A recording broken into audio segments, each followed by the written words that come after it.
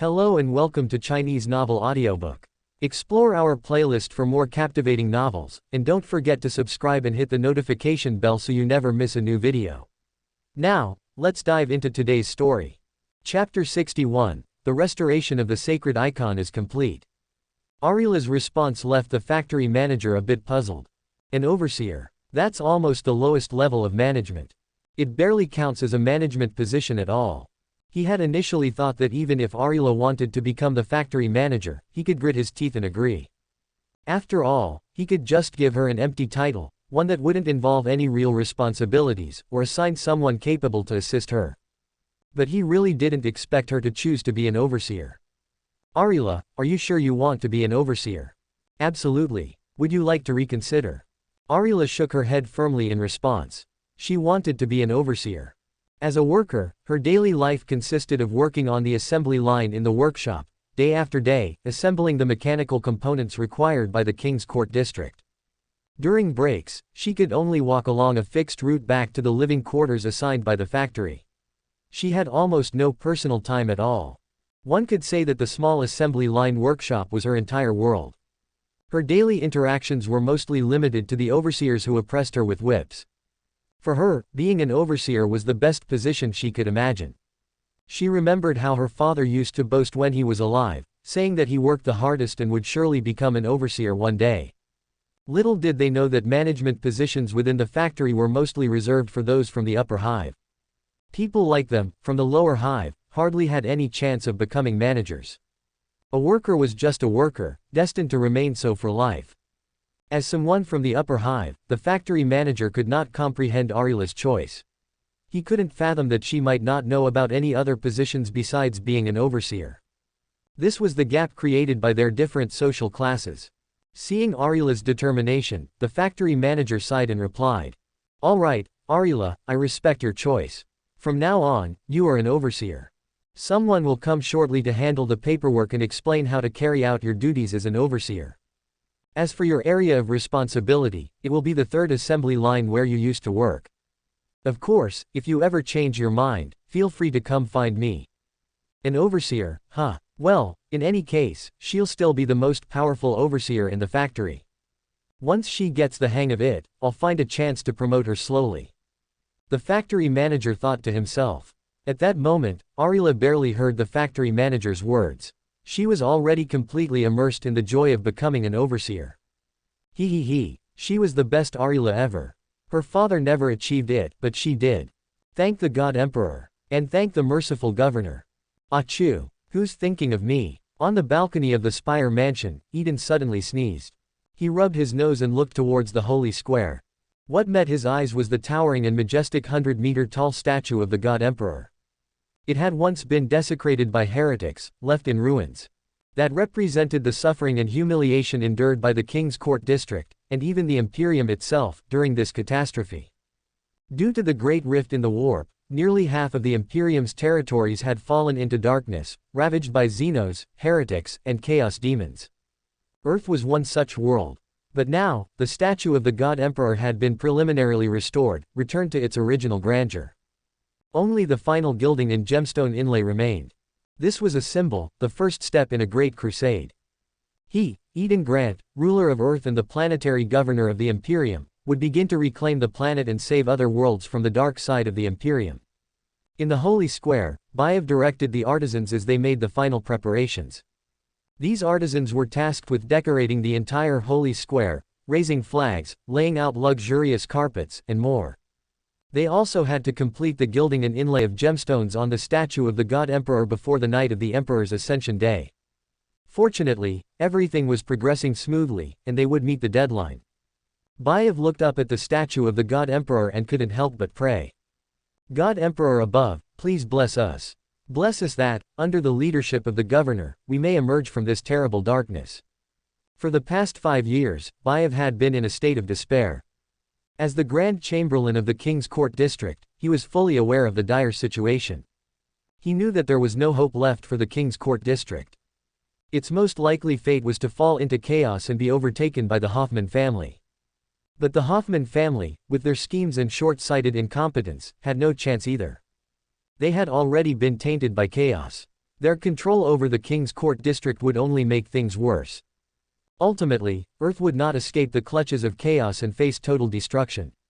In the face of such despair, the governor had long since abandoned hope, neglecting all duties and spending his days in debauchery. But Bayev, the most loyal servant of House Grant, could not give up.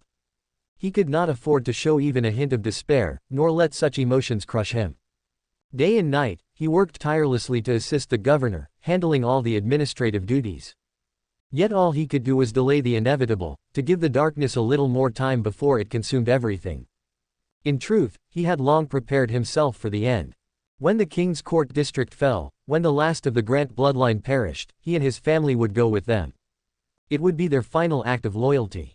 But since that attack, the governor had changed after losing his memory.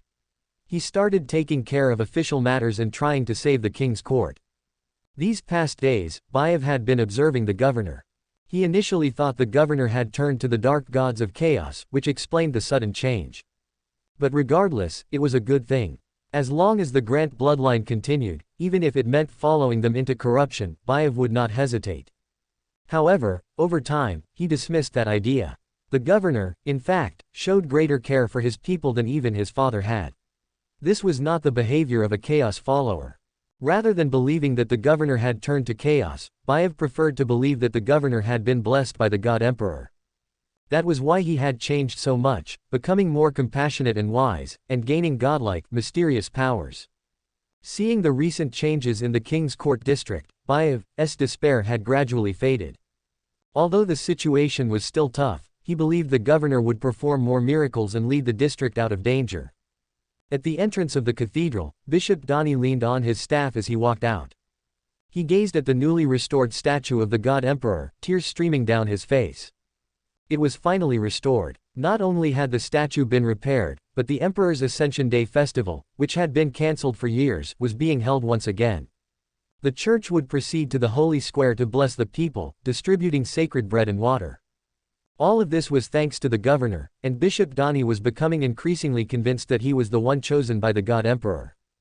The all-knowing, all-powerful God Emperor had shown Urth the way. And they, the Emperor's loyal followers, had only to follow the one chosen by the Emperor.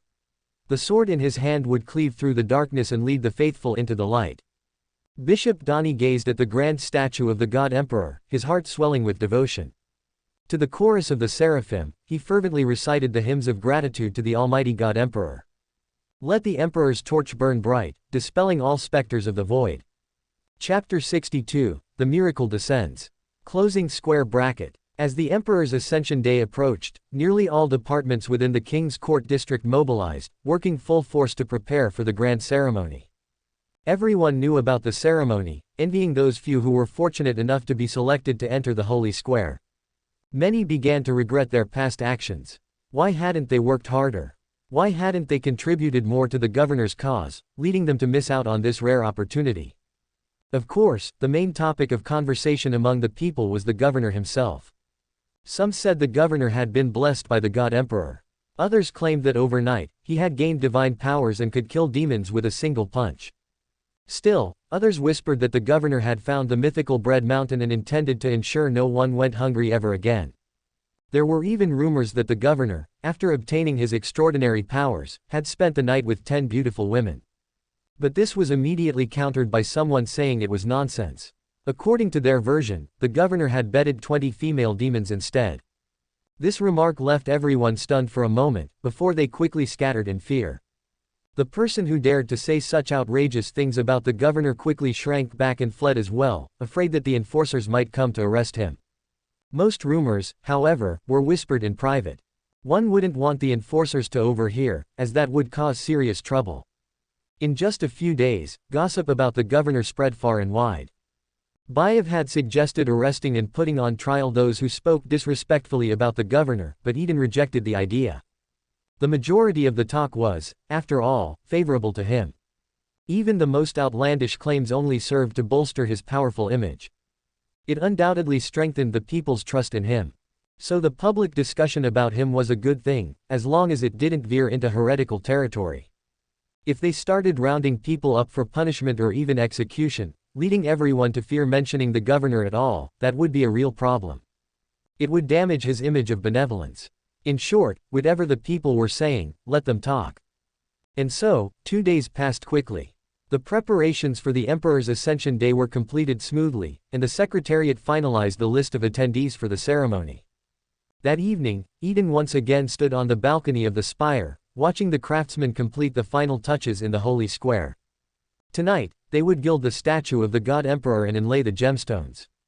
By the time the sun rose tomorrow, the statue would shine brilliantly in the sunlight, visible to all residents of the surrounding districts. This was the first miracle Eden had prepared for the people of the King's Court district. Now, all he had to do was wait. Workers across various regions had been notified of their holiday and given ample food. They could rest well, preparing to celebrate the grand festival of the Emperor's Ascension Day tomorrow. Black Coal Street. Laughter echoed from the dim shacks in the depths of the street. Under the faint candlelight, Micah carefully polished his worker's metal, his eyes filled with hope. He glanced at the young boy beside him, now full from a good meal. Ever since Micah received the worker's medal for his exceptional mining, his life had completely transformed. This was a medal personally awarded by the governor, given only to the most outstanding workers. His co-workers were envious, and the way people looked at him had changed. Even the highly respected Mr. Will had come to visit him, bringing food and candles as gifts. Tomorrow, he would join Mr. Will to attend the ceremony in the Holy Square, where they would receive the God Emperor's blessing. After the ceremony, Mr. Will would recommend him to be the team leader of the mining crew. And all of this was thanks to the great and benevolent governor. Drek Residential District, Area C43, small dormitory for workers. Ariela was grinning like a fool. These past few days had been the happiest of her life. Not only had she received the governor's commendation, but she had also become an overseer. After being appointed as the overseer of the 3rd Assembly Line, everyone remembered her name. They would never get it wrong again. Unlike the other overseers who ruled with whips, she taught the workers how to do their jobs better. How to work faster and with less effort. She even allowed them a short break. These were methods she had come up with through her own experience, ways to maximize efficiency. Other overseers mocked her in private, expecting her to fail miserably. They believed that without strict discipline, workers would slack off. But reality slapped them in the face. The workers under her supervision worked harder than ever. The 3rd Assembly Line, which she oversaw, had the highest output and best quality. Ariela didn't understand why, but no matter what, she had become a highly capable overseer. She knew how to manage people. What she didn't know was that the workers were putting in extra effort because they feared that if the production wasn't good enough, Ariela would be reassigned or demoted. And that would mean the return of the cruel overseer who loved to beat them. In any case, Ariela was happy. Even more so because tomorrow she would attend the grand ceremony and see the benevolent governor in person. She hugged her worker's medal to her chest, rolling joyfully on her iron bed. King's Court District, Administrative Housing Area. The Rapp family was enjoying dinner together. Tonight's meal was sumptuous, a slice of real wheat bread for each person, along with a small portion of meat. This was a gift from the King's Court District to its officials, nearly emptying Eden's food reserves. Maddie even took out half a bottle of wine. It was the only wine the Rapp family had. Originally, they had planned to save it for important guests, but Maddie felt that only this wine was worthy of accompanying the food blessed by the governor. Anything less would be a desecration of the meal. Maddie carefully poured the wine into glasses and handed one to DeVille. After thinking for a moment, she poured a glass for Lilith as well. Finally, she filled her own glass and raised it. To the governor. The Rapp family raised their glasses in unison. As Maddie drank the wine, its familiar, rich flavor made her feel slightly tipsy. Memories of the past flooded her mind. Her eyes grew misty. When she was Lilith's age, she used to accompany her father to banquets. At that time, banquets were held all over the King's Court District, a time of indulgence and extravagance. But as the district's situation worsened, banquets slowly ceased to be held. Looking back, she realized the district had been lifeless for years. It had been a long time since it was this lively. How wonderful. Maddie firmly believed in the rumors that the governor would restore the King's Court District. She dreamed countless times of those days returning. Everything would get better again. That night, countless families across the King's Court District shared the same sense of hope. They could all feel it, the once dying district was coming back to life. They eagerly awaited the governor's mercy. They looked forward to a better future. Without realizing it, the arrival of Eden had changed the fate of many. In their bleak lives, a ray of light had appeared. That light was called hope. In the future, this change would continue, until a beautiful new world was built. As dawn broke, people began to fill the streets, ready to welcome the Emperor's Ascension Day. Liars, they're all liars. The King's Court district is out of food, the governor is deceiving you. On the streets, a drunkard mumbled quietly, taking a swig of his liquor. Called liquor, it was really just toxic industrial waste mixed with filthy water. Despite being poisonous, many people preferred to drink it rather than eat, as it simulated the feeling of alcohol. The drunkard cursed loudly, and people quickly moved away. Those who drank liquor didn't live long and weren't mentally stable. No one wanted to provoke them. When enforcers encountered troublemaking drunkards, they usually just shot them. The God Emperor's miracle is a lie too. Damn it, no one's fooling me. The drunkard's cursing grew louder, but suddenly, a golden light caught his eye. He looked up, and there it was, a 100-meter-tall statue of the God Emperor, shining with golden light in the morning sun, an awe-inspiring sight. Crash! The bottle slipped from his hand and shattered on the ground. The drunkard fell to his knees in terror. The God Emperor has shown his miracle. Chapter 63, The True Miracle. The drunkard finally regained his senses, becoming fanatical. A miracle. This is a miracle. The Emperor himself has manifested. The rumors are true. The governor is the chosen one by the Emperor, we are saved. This drunkard was once a noble of the upper hive, a devout follower of the Emperor. However, the terrible disaster completely destroyed him and his family, leaving him to wander the streets. He knelt down, pressing his head firmly to the ground, not daring to lift it. Oh, Emperor, please forgive this humble servant. My piety and reverence for you have never wavered. Your benevolent light will forever shine upon my soul. On the street, others too saw the great holy statue and the warm golden light. They all knelt down, offering their loyalty to the omniscient and omnipotent Emperor. He had appeared in the most desperate time of Earth's people, he had come to save us. At this moment, the Holy Square was adorned with banners of the Golden Lion, representing the Grant family, and the Imperial Aquila. Dozens of cherubim flew in the sky, singing hymns of praise to the Emperor, scattering petals and holy water. The outer perimeter was guarded by the Planetary Defense Forces, enforcers, and several patrol drones. At the entrance of the Holy Square, activists who had the opportunity to enter were gradually receiving their holy wafers and holy water. The wafers were real, pure wheat crackers, free of any human protein, along with a small cup of clean water. Everyone was required to devoutly consume the wafers and water, purifying their body and mind before entering the Holy Square. The activists from the lower hive bit into the holy wafers with reverence. As soon as the taste of the wafers touched their tongues, they wept. Neither they nor their ancestors had ever experienced such a delightful taste. For they were never deemed worthy. The most delicious thing they could imagine was a hard bread mixed with moldy sawdust and wheat husks. That was only enjoyed during Earth's golden age under the benevolent rule of old Governor Grant, and even then, only a few people had access to it. Most lower hive dwellers had only ever known corpse starch as food. Their taste buds had long grown accustomed to the repulsive mix of salty, sour, and rancid flavors that made corpse starch so unbearable. But when they ate the pure holy wafers, it was like a dying man in a desert finding an oasis. The genetic satisfaction overwhelmed them, nearly making them faint from happiness. What a divine and pure holy wafer! Oh, so delicious! Long live the benevolent governor! Arila stood at the front of her factory team, her cheeks puffed like a hamster's as tears of joy flowed down her face. Like the other lower hive people, she swallowed the wafer completely, savoring the taste before carefully lifting the cup of holy water to her lips. The pure water, untouched by pollution, tasted so sweet that Arila felt as if her soul had been purified.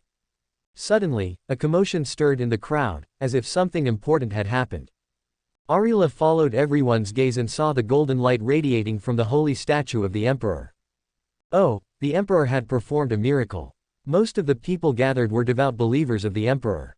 Their excitement from consuming the wafers and holy water hadn't yet subsided when they witnessed this miracle, causing several to faint in a frenzy. Many more knelt and began to pray. The scene was becoming chaotic, nearly uncontrollable. Fortunately, Bayev had foreseen this and had already prepared a response plan. Soon, the relevant personnel arrived to provide aid and maintain order. They then directed the workers to enter the Holy Square in an orderly manner according to the schedule. Compared to the lively atmosphere outside, the interior of the square was much quieter. Those who had arrived early were mainly nobles and officials from the court district. These were people who had survived the Great Purge and remained the governor's most loyal supporters. The Rapp family, dressed in fine formal attire, stood toward the front of the line. Maddie smiled as she exchanged greetings with familiar nobles and officials. It had been a long time since they had gathered like this. For Maddie, this was especially true. Since the rebel heretics stormed the hive, she hadn't stepped out of her district. Partly out of fear for her safety, but also because she didn't want anyone to see the Rapp family's embarrassment. For this sacred ceremony, the Rapp family had dug out their last intact formal clothes, had a proper meal, and spent the entire morning meticulously applying makeup. Finally, they looked somewhat like nobles again. Maddie was in the middle of a conversation when golden light spread around them, and she gasped, covering her mouth in surprise. "Oh my, the great emperor has performed a miracle. Surely it is the governor's benevolence that has moved the emperor." She urged Deville and Lilith to bow before the emperor. Of course, they wouldn't kneel and prostrate like the workers, but rather perform a complex ritual. For a time, everyone inside the square began performing this intricate ceremony, unique to the believers of Urth. Finally, they crossed their hands over their chests and closed their eyes in prayer, offering their sincerest respect to the emperor. As the workers entered, more and more people filled the holy square. From a distance, it looked like a dense swarm of ants. When the sun fully rose, accompanied by the prayers of Bishop Donnie, the sacred ceremony officially began. The once noisy crowd fell completely silent. The faithful looked up at the grand statue of the emperor. He was so immense, solemn, and majestic that his very presence filled them with awe and reverence. Following Bishop Donnie's instructions, they performed the required gestures, praying devoutly to the holy statue of the emperor. Their eyes were filled with reverence and determination, their bodies trembling with excitement, their expressions growing more fervent. For the emperor. While the prayer ceremony in the holy square continued, Eden was nervously preparing in the background. He could clearly feel the gathering hope from the square and across the territory. It was a staggering amount. From dawn until now, the hope had already increased by 100,000 points. This proved that his method of gilding the statue and creating a miracle was correct, greatly inspiring the people and igniting their hope. However, 100,000 points of hope was still far from enough. To open the portal and access the Space Ark's agricultural facilities from the golden age of humanity, he needed a full 200,000 points of hope. Fortunately, this was only the beginning. The real highlight of this ceremony was yet to come: himself, the ruler of this planet, the benevolent governor, and the chosen savior of the emperor. Soon, he would stand before Earth's suffering people, waiting for salvation. And when that moment came, he would reveal a true miracle before everyone. Chapter 64. The hope is complete. The time had come, and Eden entered a secret chamber filled with the scent of oil and metal. At the far end of the chamber was an armor-donning mechanical platform, flanked by 2 rows of silent guards in power armor. He stepped up to the platform, raising his arms, and immediately, several attendants approached to remove his ornate dark gold robe, leaving only his black undersuit. The ever-increasing hope had been strengthening his physique, his muscles now well-defined and imposing. He took a step forward onto the platform and said calmly, "Begin." At his command, a robed servitor extended its mechanical arms and activated the platform. With a hum, the machine's arms came to life, assembling layer upon layer of inner power armor around Eden. Soon, several more robed servitors carried the heavy outer armor pieces up to complete the final assembly. This was one of the reasons the Grant family had control over Earth. The Grant family possessed the technology to manufacture power armor, even if it was an outdated, force feedback model that the Imperium had discarded many versions ago. Once the armor was fully donned, the internal power system hummed to life with the faint sound of gears turning. Eden moved slightly, noting only a faint lag in response, but otherwise found no major issues. Though outdated, if everything went according to plan, he'd soon be able to discard this armor altogether. Once the armor was fitted and the crown placed on his head, the servitors brought him his weapon, a power sword. The moment Eden raised the sword, the guards stomped their feet in unison, performing the Aquila salute. "Let's go." With the heavy footfalls of his power armor, Eden descended from the platform and made his way out. Behind him, 2 rows of guards led by Carter immediately followed. Outside the Holy Square, the prayer ceremony led by Bishop Donnie had just concluded. After the prayers, Bishop Donnie, using the mechanical speakers hovering around, began to tell the crowd a story. It was a story about a chosen savior of the Emperor. In the vast territories of the Imperium, there were countless such tales. It was said that in the darkest times of the Imperium, heroes would always rise. Guided by the great Emperor, they would use the sword in their hands to shatter the darkness and save the suffering masses. Now, the suffering world of Urth had its own chosen savior.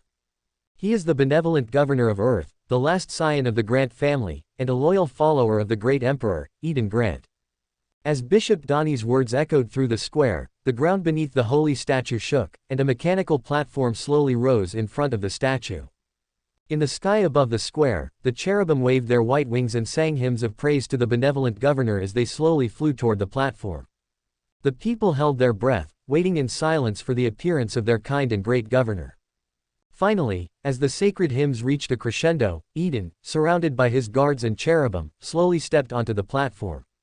The moment he stepped onto the platform, the large holographic projectors around the square activated, projecting a massive half-body image of him, almost as large as the Emperor's holy statue. Eden stood quietly on the platform as his colossal holographic image gazed down upon his people. Everyone in the holy square now saw the towering virtual image. The great and benevolent governor, wearing a golden crown, clad in gold power armor, and holding a power sword. He appeared as a young king. So holy, so majestic. Under the gaze of this towering and sacred image, people couldn't help but feel an urge to kneel in reverence.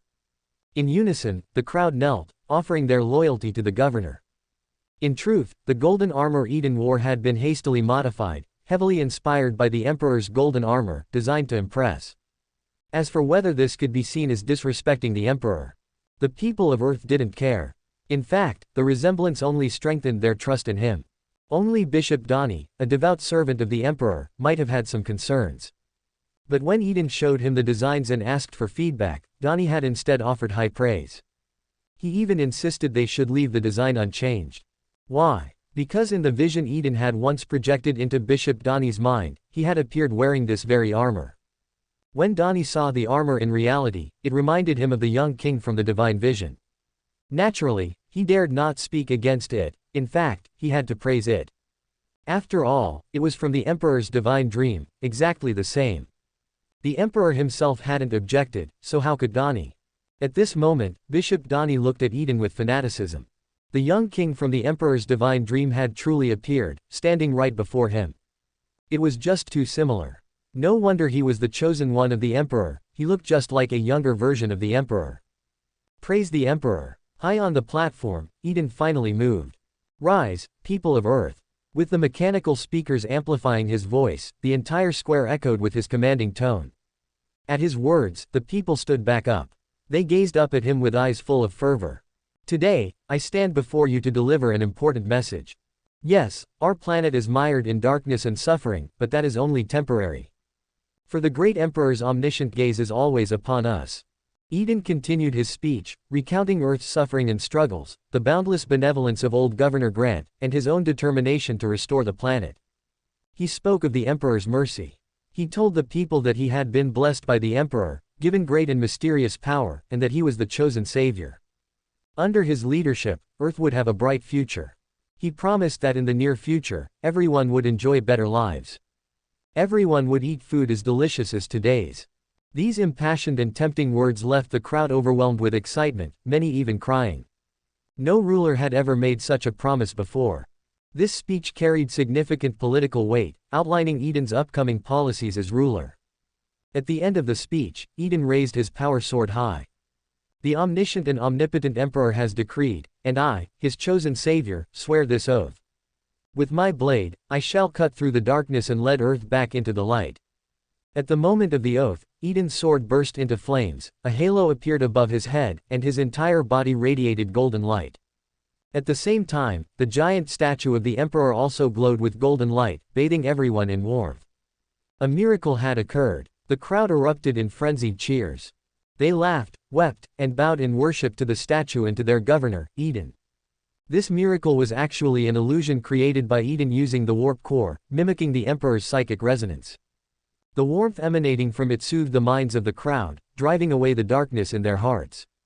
As for whether the Emperor would be angry about this, Eden didn't think so. After all, his warp core was right beside the Emperor's cold star, and he was under the Emperor's protection. If the Emperor had wanted to punish him, he would have done so long ago. Fueled by the miracle, hope surged through the crowd. Eden felt his warp energy rapidly recovering, growing stronger.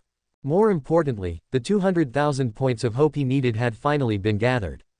Chapter 65, Off to the Green Wave Farm. After gathering the full amount of hope energy, Eden was ecstatic. After all this time and effort, it was finally time to reap the rewards. It hadn't been easy. He was eager to return and study this newfound power but couldn't just leave immediately. After all, the people were still fervently worshipping him. As the chosen one of the Emperor, the great savior, how could he simply walk away? It was better to stay a little longer and gather more hope energy. Eden lingered for a while, allowing the people to gaze upon him to their heart's content. Once their excitement had calmed down, he finally turned and left. Afterward, the cherubim dispersed, flying in all directions, spreading the news of the great miracle that had just occurred. With Eden's departure, the ceremony reached its conclusion. The people were dismissed in batches under the guidance of the enforcers. While the ceremony had ended, the impact of this event was only just beginning. Like the flapping of a butterfly's wings, it triggered a chain reaction. After witnessing the miracle, Bayev, Carter, Donnie, and the others became certain of one thing. The governor had indeed been blessed with immense divine power from the Emperor. Just like the legendary living saints. Or rather, Eden Grant was the great living saint. He was the Emperor's loyal disciple, granted godlike power to walk among mortals in his name. This was the Emperor's profound compassion and care for Urth, the Grant family, and the Church. All praise to the Emperor. The officials in the court district were equally shocked, becoming even more reverent and loyal to the governor. Their faith in following their great and benevolent leader was now unshakable. Meanwhile, the activists who had left the Holy Square spread the news of the miracle throughout the territory. People discussed the miracle at the ceremony, the governor's godlike power, and the delicious wafers and holy water. But most importantly, they spoke of the governor's promise. He had promised that in the future, the people would no longer go hungry and would be able to eat such delicious wafers. As this news spread, the rumors about the governor finding a mountain of sawdust bread disappeared. Instead, the story became that the governor had found a mountain of wafers as tall as the hive itself, along with an endless spring of holy water. In short, people were filled with hope. These hopes transformed into invisible strands of hope energy, drifting from all over the territory and gathering at the psychic core within the Emperor's holy statue, slowly nourishing Eden. This was the strength of humanity. An individual might be insignificant. But with a large enough population, the hope energy generated by their faith could empower Eden to grow into an incredibly powerful god. Though it seemed like he was competing with the Emperor for worship, at least the Emperor hadn't objected. Besides, his territory and the faith it generated were barely a fraction of what the Emperor commanded. It was all for humanity, for the Imperium. Even if there was no merit, there was certainly effort involved. Eden comforted himself with this thought and resolved to continue leveraging the Emperor's influence within the Imperium to reap more benefits. As long as the Emperor didn't object, it wasn't blasphemy. Praise the Emperor. As time passed, news of the miracle at the court district ceremony spread beyond the territory. In the territory of House Hoffman, Yusuf had already received word. Master, if the corpse Emperor truly manifested a miracle, what should we do? The robed cult leader furrowed his brow, clearly worried. After all, it was the corpse Emperor, none could deny his power, whether in the galaxy or the warp. Of course, the great Lord of Eyes they worshipped was equally powerful. That much was undeniable. But their god had never manifested a miracle so directly, instead sending his will through whispers. Fake. It's just that useless fool Eden playing tricks. The Astronomicon has long since extinguished, and the false Emperor's faint remnants of power here have already dissipated. Besides, Urth is on the Imperium's frontier. His gaze wouldn't even reach here. Yusuf sneered. According to the latest data, the court district's food reserves were already nearly depleted. That fool throwing such a grand festival in this situation is nothing short of suicidal. Send more people to spread rumors in the court district. Tell them that because of the festival, the district's food has been exhausted, and everyone will starve. We'll just wait for the court district to descend into chaos. I refuse to believe he can conjure food out of thin air. Yes. The robed figure took his leave. Lord, bad news. Just as the cult leader left, the steward of Yusuf's territory ran in to report that a factory's workers were rioting due to a lack of food. Life wasn't easy for House Hoffman either. Yusuf sighed deeply. Fools. They don't understand the difficulties of our territory. Deploy the riot squads. Kill all the rioters, and then randomly select some more to execute. He knew that only fear could command respect. Killing more people would also provide more corpse starch. Armed forces were the foundation of power. As long as his soldiers weren't starving, there wouldn't be a problem. Moreover, the more death there was, the faster the offspring of the great Lord of Eyes would descend. In the end, victory would be his. In the territory of the Grey Wolf Gang, however, nothing changed. Life continued as usual. The civilians stayed hidden in their homes while gang members prowled the streets, guns blazing. Kill them. Wipe out those scum. Wah. An Ogren, with a cooking pot on his head, charged forward with a club, smashing a small man's skull in one blow. Gangs, criminals, thieves, and drug users, all mingled together. Death and bloodshed were the eternal themes here. Anyone would find this complex web of chaos a headache to deal with. In the court district, at the governor's spire, Eden was taking stock of his gains. The amount of hope energy gathered far exceeded his expectations, reaching 300,000 points. He could feel his body becoming more refined, his understanding and control of the warp essence advancing. He could now utilize this psychic energy in more forms. In simple terms, he had unlocked new abilities. The most important of these was the ability to perform long-distance teleportation. In the Imperium, long-distance teleportation typically required the use of warp engines on starships, teleportation devices installed in buildings, or navigation beacons. The distance these methods could cover varied. But all of them relied on the navigator houses, the Adeptus Mechanicus, or astropaths for assistance. Urth lacked these resources. Chaos gods, on the other hand, used a more direct method of teleportation. They could tear open a rift between the warp and reality by harnessing the chaos energy generated from their followers' sacrifices, invading the material world. Of course, our great emperor also possessed similar abilities, able to teleport his custodian guard wherever they were needed. This godlike form of teleportation was more direct and nearly ignored distance. With enough hope energy, Eden had now mastered this divine ability as well. He could now open a portal and travel to the Green Wave Farm, a relic from humanity's golden age. Subscribe to Chinese Novel Audiobook YouTube channel. Chapter 66, Gene Testing. To hold the ceremony, Eden had already used up the food supplies for the next month in the court district, so finding new sources of food had become an urgent matter. Now that he was sure he could use the teleportation ability, he immediately ordered Carter and the guards to escort him to the warehouse district. These warehouses were originally built to store the tithe materials for the Imperium, but now they were empty, perfect for his needs. Once they arrived, Eden instructed Carter and the others to wait outside. He also told them that he would be alone and might even disappear for a while. Unless he gave specific orders, no one was to enter. After issuing his orders, Eden piloted his hovercar into the largest warehouse of the group. The warehouse was vast and empty, about the size of dozens of football fields, large enough to park a small starship inside. After driving for a while, he stopped in the open area at the center of the warehouse. Standing in the middle, Eden chose an ideal spot, then activated the warp energy of his small sun. In an instant, a massive surge of psychic energy gathered in front of him, causing intense spatial vibrations. He could feel the hope energy being consumed at an alarming rate. 50,000 points, 100,000 points. Crack. A small tear appeared in the fabric of space before him, and dark purple mist began to seep out. The circular rift slowly expanded until it formed a warp portal nearly 5 meters high. The inner walls of the portal rotated slowly with dark purple mist, faint sparks of lightning flashing within, and in the middle was a bright light. This was the warp tunnel leading to the Green Wave Farm aboard the Space Ark. Eden could feel the pressure of the warp energy radiating from the portal. In the past, he had only explored the warp in his astral form, but this time he would be traveling there physically, which made him feel a little anxious. However, thanks to his warp essence, he was much stronger in the warp than in the material world. Even if he encountered something powerful, he could always escape. As long as nothing happened to his warp core, the small sun, he would be fine. Once the warp tunnel stabilized, he took a deep breath and walked into the light. With a flash of blinding dark purple light, the space around him warped and compressed. Eden, along with the warp tunnel, vanished, leaving only the hovercar parked in the middle of the warehouse.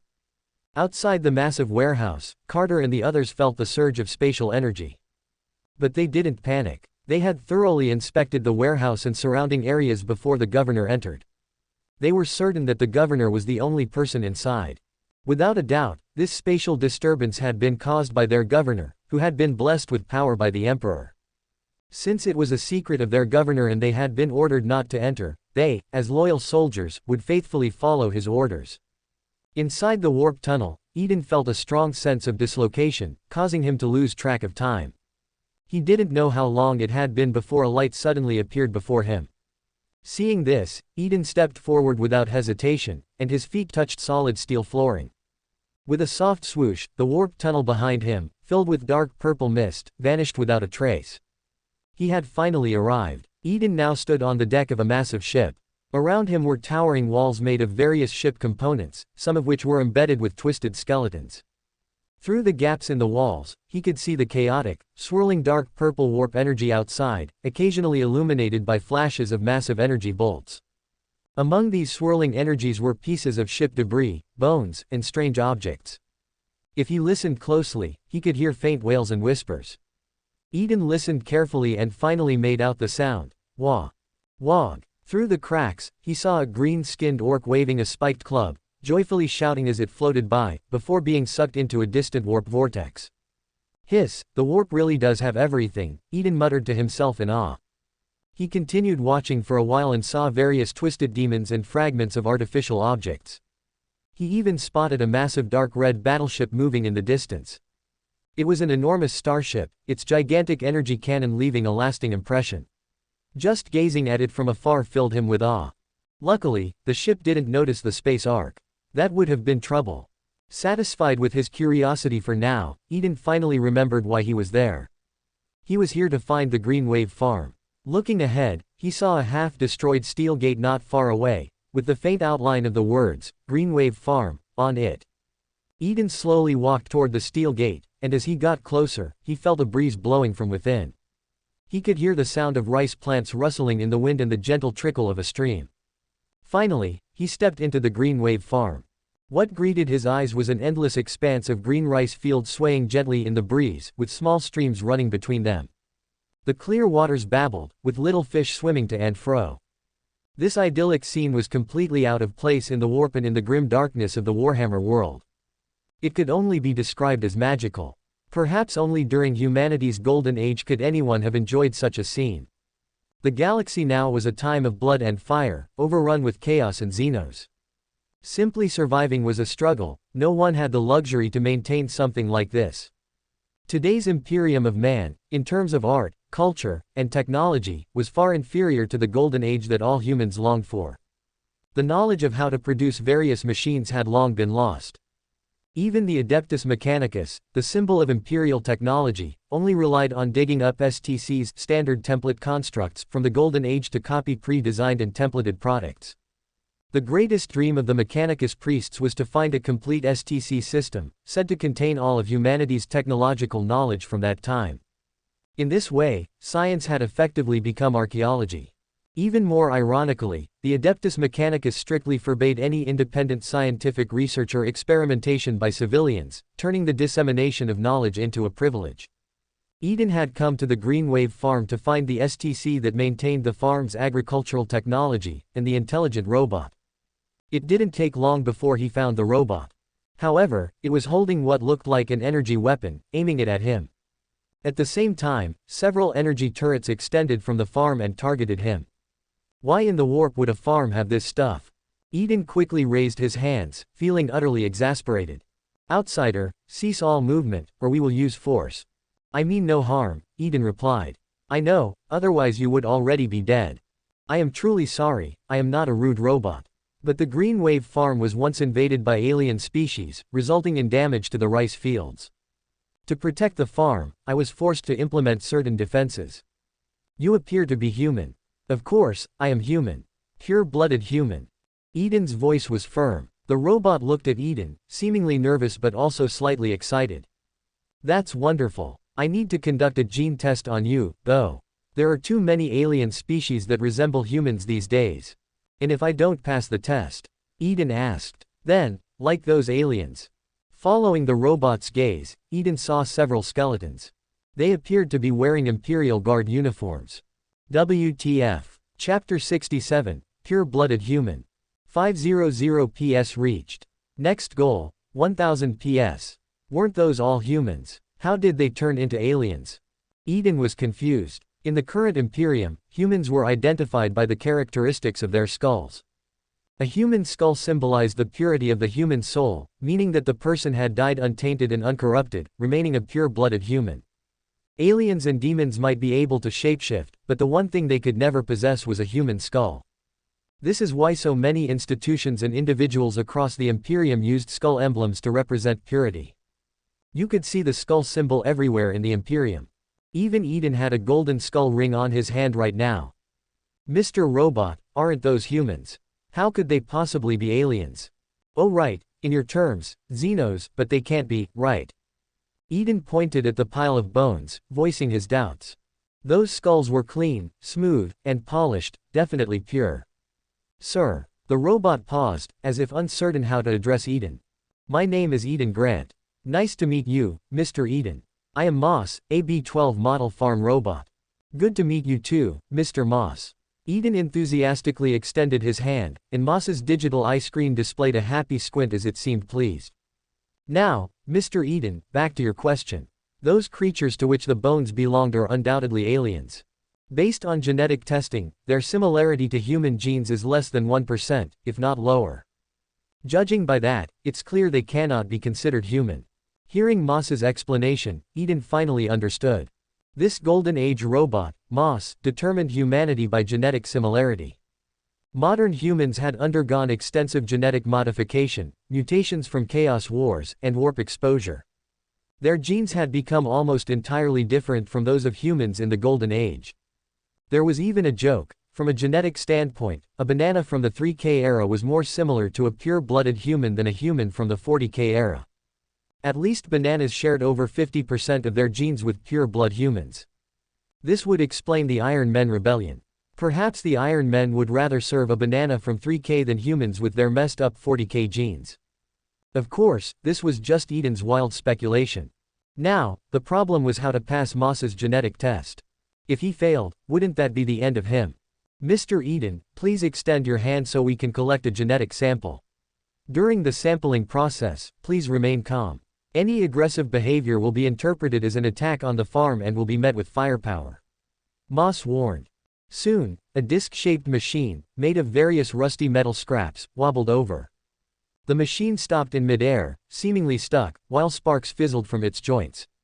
A red alert blared from the machine as its electronic voice repeated, "Error, error, error. Apologies, we've been here for too long. Many parts are rusted, and the reactions can be a bit sluggish," Moss said as he skillfully gave the machine a couple of whacks. With each hit, the machine sputtered back to life and floated in front of Eden. Is this thing reliable? It seems like it could easily make mistakes. Eden asked skeptically, eyeing the shabby machine. But before he could react, the device quickly extended a mechanical arm and pricked his hand, drawing a sample of blood. As the machine absorbed the blood, data streams flowed across its interface, indicating it was analyzing the sample. Moss reassured him, "Rest assured, Mr. Eden, based on past data, the machine is infallible. We've already identified dozens of dangerous Xenos using this very machine. Thankfully, the farm's defense systems protected us from invasion." Eden glanced at the pile of bones, feeling they had been unjustly executed. If he didn't pass the test, would his body be able to withstand the weaponry from the Golden Age? These were just standard farm defense systems, their firepower shouldn't be that strong, right? While he was lost in thought, the testing machine suddenly emitted a red light and began beeping loudly. Eden looked at Moss nervously. Did that thing malfunction again? "Mr. Eden, I'm sorry. You did not pass the test. According to my protocols, I must proceed with a full eradication." In 5 seconds, I will initiate an attack. You are free to move in the meantime. Moss's eyes displayed an X on its screen, and it raised its weapon toward Eden. At the same time, the energy turrets in the distance began charging, their barrels glowing brightly. 5, 4, 3. Wait, can't you double check? What if there was an error? Eden exclaimed, panicking as the countdown continued. He mimicked Moss's actions, giving the testing machine a couple of hard knocks. The machine sparked more violently, but the alarm suddenly stopped, and with a beep, a green indicator light came on. See, all good now. Eden grinned. Test passed, test passed. Seeing the green light, Moss seemed stunned, and its emotional circuitry sparked even more wildly. You okay? Eden asked, worried the robot might short-circuit. He still needed to get the Golden Age farming technology from this machine. I'm fine. Moss moved closer to the testing device and stared at the numbers. His visible excitement grew even more. Mr. Eden, according to the test, your genetic similarity to the human gene database is 99%. The 1% difference is due to your genes being even more pure than those in the database. There's no doubt about it, you are human, and not just any human, but a highly noble pure-blood human. Hearing Moss's words, Eden finally let out a sigh of relief. His guess had been correct, he passed the genetic test. After his soul had crossed into this world and he had awakened his warp core, the small sun, Eden's body had been undergoing changes. Since the soul was the essence, as he absorbed more hope energy, his body had gradually purified in line with his soul. After the ceremony, the massive influx of hope energy had completely transformed his body. Now, his genetic structure was identical to the pure human genes of the 3K era, he was a true pure-blooded human. By the standards of those who believed in genetic purity, his possession of 3K era genes made him the most pure and sacred of humans. In today's galaxy, that was an incredibly noble bloodline. Eden watched Moss, who had lowered its weapon and was no longer threatening him. Now that the identity issue was resolved, the next challenge was figuring out how to obtain the farming construction technology from this robot, and perhaps even convince it to come back with him. Chapter 68, A Massive Supply of Food. As Eden was pondering how to persuade the robot, Moss suddenly made a move. Moss lowered its weapon, and the energy turrets also retracted. At this moment, Moss was clearly overwhelmed with emotion. It had been working alone at the Green Wave farm for an incredibly long time. Was it 10,000 years? Or even longer? In this space, Moss couldn't accurately measure time. Apart from the occasional task of dealing with alien invasions, it had been repeating the same routine work. Moss managed the Green Wave farm according to its set program, awaiting the arrival of its master to inspect the results of its work. But throughout the years, its master had never come. It had waited for so long, perhaps indefinitely, until it eventually rusted and broke down, unable to function any longer. And now, finally, it had met its master. Moss stepped in front of Eden, solemnly kneeling down and lowering its head. Its electronic voice carried a tone of reverence, mixed with barely contained excitement. Honorable and noble master, welcome to the Green Wave farm. Master. Eden was stunned once again. In that instant, countless thoughts ran through his mind. Could this be part of some grand scheme set in motion by a powerful entity? Or perhaps a future version of himself had laid out this plan in the past, leaving behind this rich inheritance for him. Thinking about it nearly fried his mental circuits. However, his confusion was quickly addressed. Moss maintained its respectful attitude as it explained. Yes, based on the results of the genetic test, you have passed the system's evaluation 100%, becoming my new master. Seeing Eden's puzzled expression, Moss patiently elaborated. It turned out that Moss had once served as a royal farm robot during humanity's golden age, responsible for supplying fresh produce to the royal family's starships. However, during a warp journey, the ship was attacked and shattered. Moss, along with the Green Wave farm, had luckily survived under the protection of a special force field, shielding them from the warp's destructive energy. Although the ship was gone, Moss continued its work at the farm, adhering to the programs set within its system. Unless a new order was given, it couldn't leave. As a sentient robot, Moss was well aware that its original master had likely perished in the terrible warp storm. But according to the fundamental logic programmed into robots, they couldn't act independently. Robots could only follow set programs and their master's commands. So even after losing its master, Moss had no choice but to remain at the farm, unable to take any autonomous actions. Serving the master was their sole purpose for existence. This was the chain humanity had placed on robots. Moss also had another built-in logic program. Once it was confirmed that the original master had died, it was required to select a new master. This was to prevent the robot from gaining complete autonomy in extreme situations. Some robots were even equipped with self-destruct programs, which would cause their cores to burn out once their master died or was completely unable to give orders. However, that was considered a cruel and uncivilized practice, only used in certain specialized robots. As a farm robot, Moss wasn't equipped with such a program. Instead, it had the ability to choose a new master. Of course, there was a complex algorithm involved in this decision-making process. It prioritized choosing the original master's heirs, royal family members, or humans with pure bloodlines.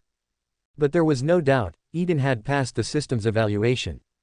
He was deemed a qualified new master, and in some ways, his bloodline was even purer and nobler than the royal families. After Moss's detailed explanation, Eden finally understood.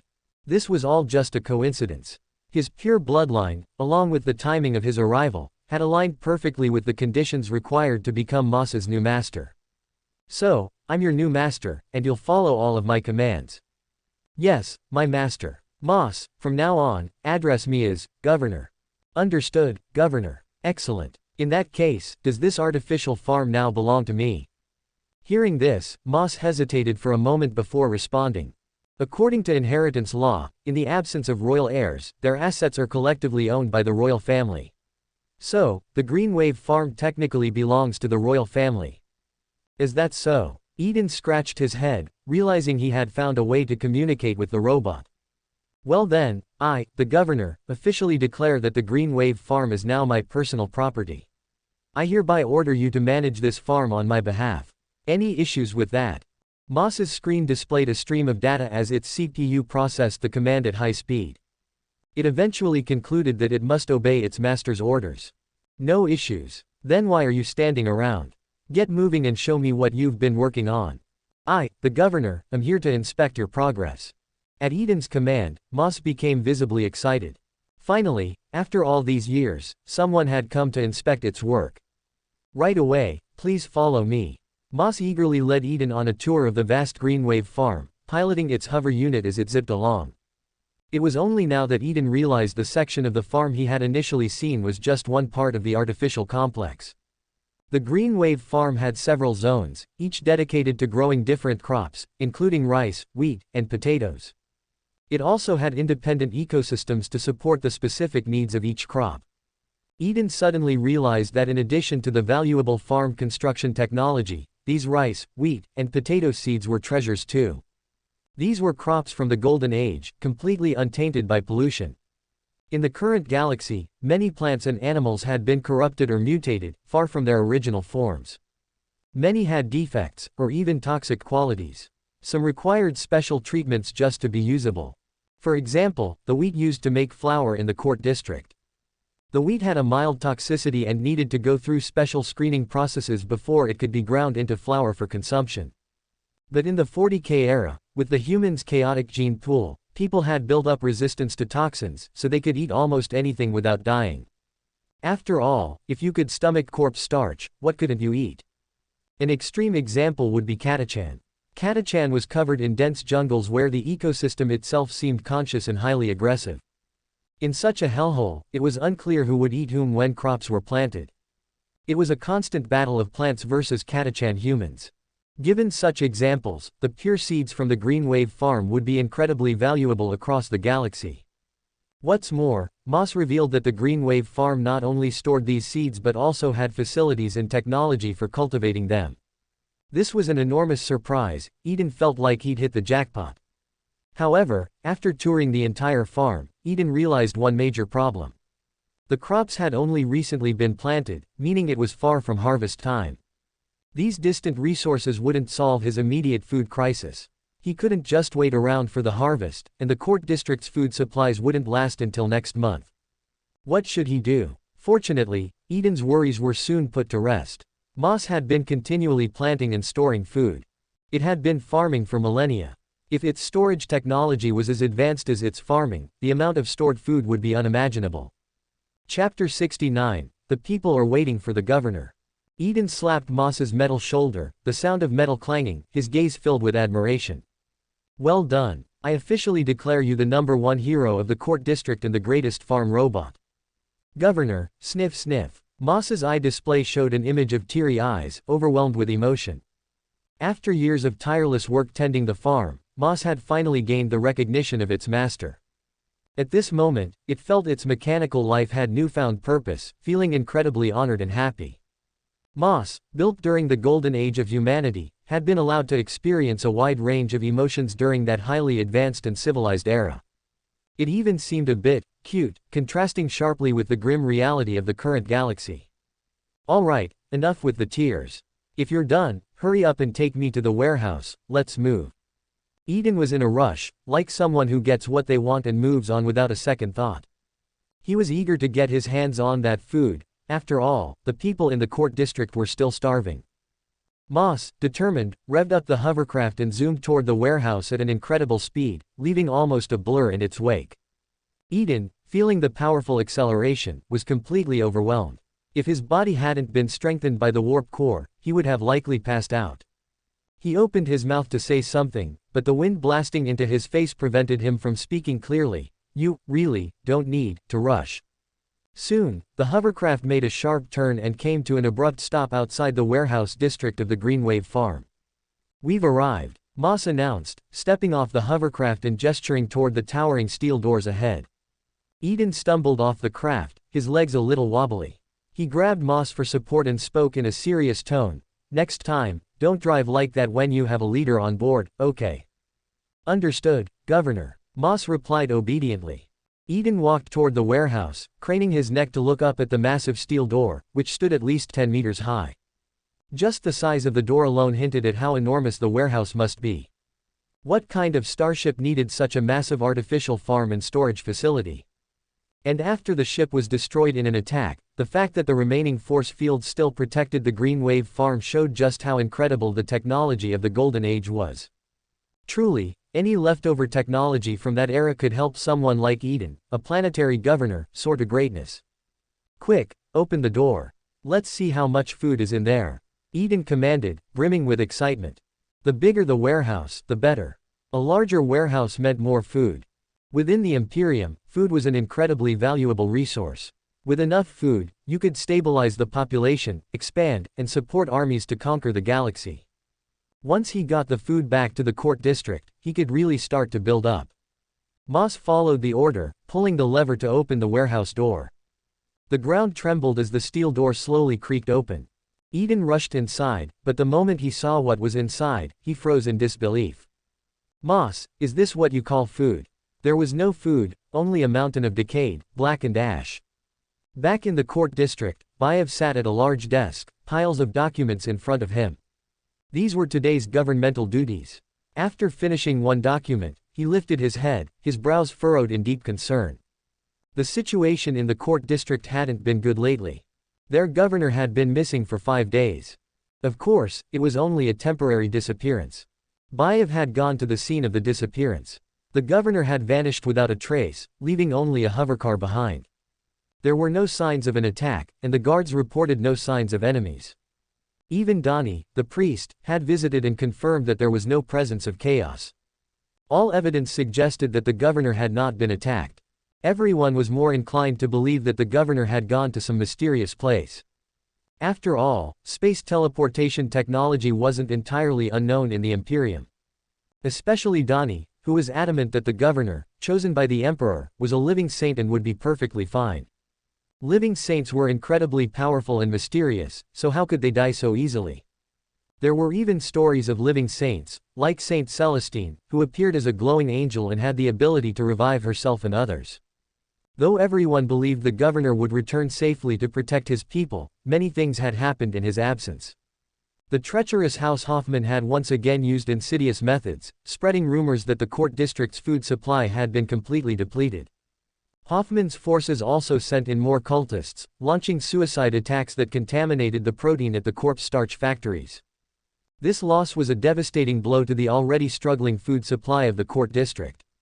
Things had become dire. Many people were starving, and reports of citizens dying of hunger in the streets had begun to surface.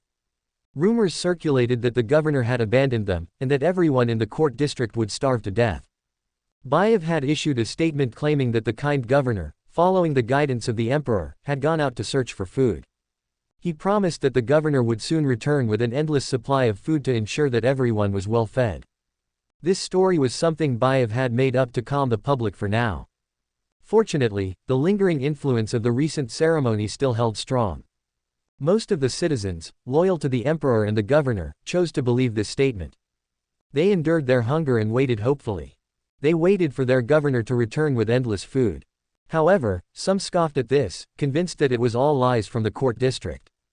They cursed the officials and the governor, believing they had taken the food for themselves. Under the instigation of spies from House Hoffman, these dissenters began causing trouble, committing crimes, and even stealing food from the weak. Some even resorted to cannibalism. Their actions were pushing the court district toward chaos, and order was on the verge of collapse. What they didn't know was that these actions would lead to even more severe consequences. Bayev had already decided that if the governor didn't return soon and the situation didn't improve, he would resort to turning the bodies of the dead into protein and launch a final attack on House Hoffman. It would be a last-ditch effort. At that point, no one would be spared. It was a difficult decision, and Bayev could only hope the governor would return soon. Just as he had promised, to solve the food crisis and save the people loyal to the court district. While Bayev and the others anxiously awaited Eden's return, Eden himself stood in disbelief, staring at a pile of blackened ash. All the food had rotted away. Holding his chest, Eden asked Moss. "Moss, please tell me this isn't all the food." "Of course not," Moss replied, saving Eden from despair. Under normal circumstances, the warehouse could keep food from spoiling for 200 years, but these grains were stored over 10,000 years ago. "Then why did you even open it?" "Because you asked me to, Governor," Moss replied calmly. According to the available data, most of the food in this warehouse district has become inedible due to the passage of time. If you want food that's still safe to eat, you should check that warehouse over there. Moss pointed to the farthest warehouse. All the grain stored over the past 200 years is kept in warehouse D177. Hearing Moss's precise response, Eden finally breathed a sigh of relief. Thankfully, there was still unspoiled food. Otherwise, the situation would have been disastrous. Soon, the steel doors of warehouse D177 opened. As Eden stepped inside, a cool breeze greeted him, carrying a fragrant scent. It was the smell of fresh grain. He looked up and saw towering mountains of food. Chapter 70, The Governor Has Returned. Looking at the mountains of grain stacked high, Eden felt overwhelmed with emotion. After all this effort, success was finally within his grasp. He needed to quickly transport the grain and the farm's advanced agricultural technology back to the court district. Moss, gather all valuable equipment and resources from the Green Wave farm and move them to warehouse D177. We're getting ready to leave. The most valuable asset of the Green Wave farm was undoubtedly Moss, the emotional, intelligent robot with knowledge of the entire artificial farm system. However, all the important equipment that could be transported also needed to be saved. Moss, though attached to the Green Wave farm, seemed a bit confused. "Governor, where are we going?" "We're heading to my planet. It will become your new home, and you will be entrusted with the important task of rebuilding an even larger Green Wave farm there." Upon hearing this promise, Moss's display screen immediately showed a happy face. "Understood, Governor." With excitement, Moss immediately started moving. It commanded the farm's machinery to begin packing up the equipment, including seed cultivation devices, fertilizer production machines, weather simulation devices, and water purification systems. Moss also packed up the energy core, an advanced energy source that had kept the artificial farm running for nearly 10,000 years. In addition to that, there were also defensive robots. Essentially, Moss gathered everything that could be transported. After all, relics from the Golden Age, even a small farm, were priceless treasures. "All right, let's go home," Eden declared. Once everything was collected, Eden activated his warp power and began the teleportation process. In the court district. It had been 6 days since the governor's disappearance. Spies from the Hoffman family were still spreading rumors and slandering the governor, creating fear and uncertainty. As they spread these rumors, the spies also secretly contacted dissatisfied citizens, especially those who were not loyal to the governor. They promised these people that once the rebellion succeeded, they could escape the decaying court district and move to the Hoffman family's prosperous lands. There, the generous Lord Yusuf would provide them with safety and abundant food. Many believed these promises, forming secret connections throughout the district. In the Drake residence, in the C-41 section of the 13th floor. Miss Arila, wait a moment. Truman, hiding in a corner, intercepted Arila, sneakingly pulling out a corpse starch bar from his pocket. This was premium stuff, made from richer, raw materials, and offering far better nutrition and taste than the court district's meager rations. Truman planned to use the bar to bribe Arila, promising her even more food if she agreed to help.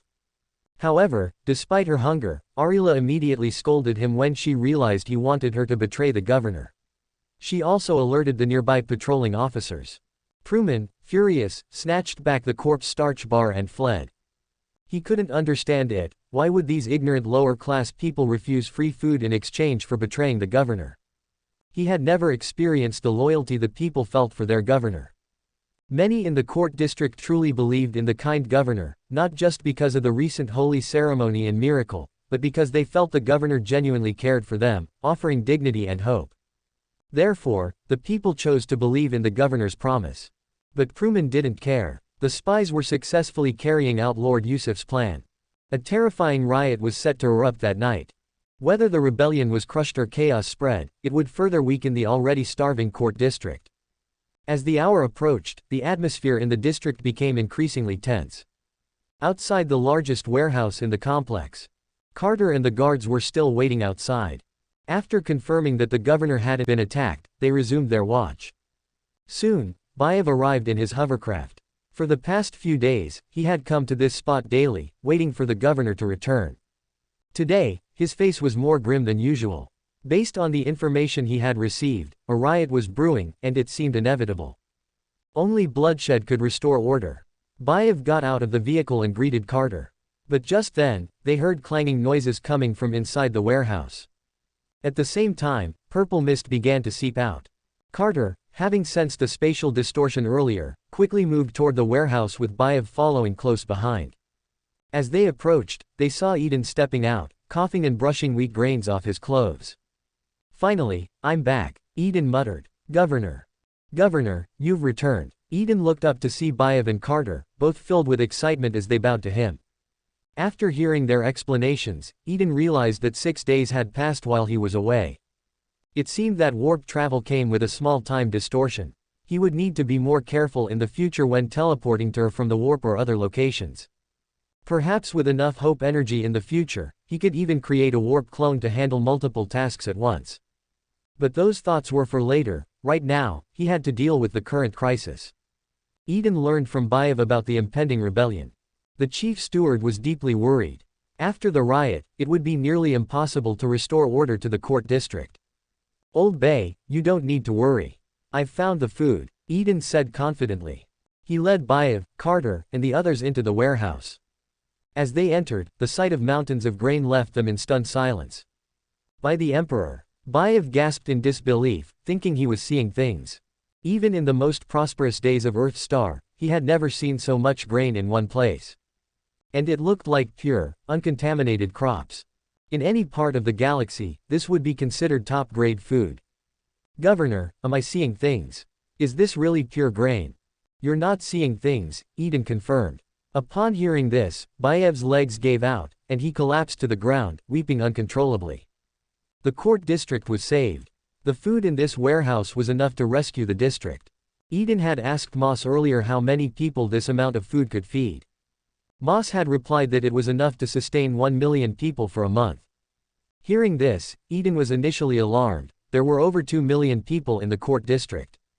But he quickly realized that Moss was using the standards from the Golden Age, where people probably ate 3 full meals a day. Given the current situation on Earth Star, where people barely ate once every 3 days, they certainly wouldn't be consuming 3 meals a day. By rationing it carefully, and mixing in other odd ingredients, the food could last for 6 months, enough time for the new farm to become operational. Eden's plan was to crush the grain, mix it with corpse starch, and produce a new type of corpse starch bar. This way, the resources would be fully utilized. It might sound stingy, but this grain was far superior to the wheat he had used to make the communion wafers. Mixing such high-quality grain into the corpse starch would make the bars taste amazing, and they would be incredibly nutritious. Given the current circumstances, filling everyone's bellies was the top priority. In short, the court district was no longer lacking in food. Once the new farm was established, they could gradually improve living standards and grow the population. Wouldn't that cause the hope energy to skyrocket? After Bayev regained his composure, he accepted this miraculous outcome. He quickly called in personnel from the logistics department to inventory and register the supplies and equipment. At the same time, he requested that guards, defense forces, and police be deployed in 3 layers to provide the strictest protection for the warehouse. Afterward, Eden, Bayev, Carter, and Moss returned to the Spire mansion. Bayev and Carter had both noticed the mysterious, silent figure in a black cloak accompanying Eden. However, since the governor hadn't introduced the figure, they dared not ask. It wasn't wise to pry into secrets. Upon returning to the mansion, with nightfall approaching, Eden temporarily settled Moss in and summoned the department heads to prepare for the impending rebellion. Soon, he had tasks assigned to each department. The logistics department bore the heaviest burden. They had to work through the night to organize production of the new corpse starch bars, ensuring that food could be distributed throughout the court district by morning. Next came the defense forces and police, tasked with protecting the starch factories and suppressing the rebellion. With the food supply secured, the rebellion was no longer a threat. The focus now was on ensuring that those who were disloyal received their just punishment. Check out our playlist for more amazing novels. Continue. Chapter 71, Such Deliciousness. Within the King's Court district, those plotting rebellion were gathering. Each of them carried makeshift weapons, metal rods wrapped in sharp iron sheets, rusted pitchforks, and even cobbled together broken firearms. In the increasingly scrutinized King's Court district, acquiring such things was no easy task. Inside the dim, rundown shelters of the slums, a masked spy from the Hoffman family started a tin-covered machine, stained with thick blood, grinding an unknown pile of meat. Then, starch from corpses was added to the mixture, creating a large bucket of sticky meat paste. In one corner, faintly visible were human bones. The rebels crowded together, greedily eyeing the bucket of meat, barely holding back their saliva. The spy distributed the meat paste to the crowd, stirring up their emotions. It was as if, the moment they rushed out to loot and pillage, endless food would await them. Soon, the rebels, their mouths stuffed with meat paste, had bloodshot eyes, their violent urges nearly uncontrollable. The spy looked on with satisfaction. Similar scenes unfolded in dark corners across the territory. The people's rage had been brewing. Once the time came, the King's Court district would burn in flames. However, just as the spy basked in his triumph, the sound of a flying communicator's alarm came from outside. The flying communicators, flashing red and emblazoned with a skull emblem, played a repeated message after the alarms blared. The great and merciful governor, following the guidance of the God Emperor, has found food in the land blessed by the Emperor. Starting tomorrow, food supplies in the King's Court district will be fully restored. He has kept his promise, none of the loyal citizens of the King's Court will go hungry. After the broadcast ended, the governor's cold voice was heard. I am Eden Grant. To all loyal citizens, effective immediately, the King's Court district is under martial law. Return to your homes and protect yourselves. Anyone who dares to take to the streets in disloyalty will face the punishment they deserve. The recording ended with a phrase. Loyalty is a sacred virtue. May the God Emperor protect you all. The flying communicators floated throughout the King's Court district, playing the recording over and over again. Those loyal to the district wept, moved by the governor's kindness. They immediately rushed home, locking their doors and windows, eager to display their loyalty. Inside the dark shelter, people exchanged glances. The food supply was being restored in the King's Court district.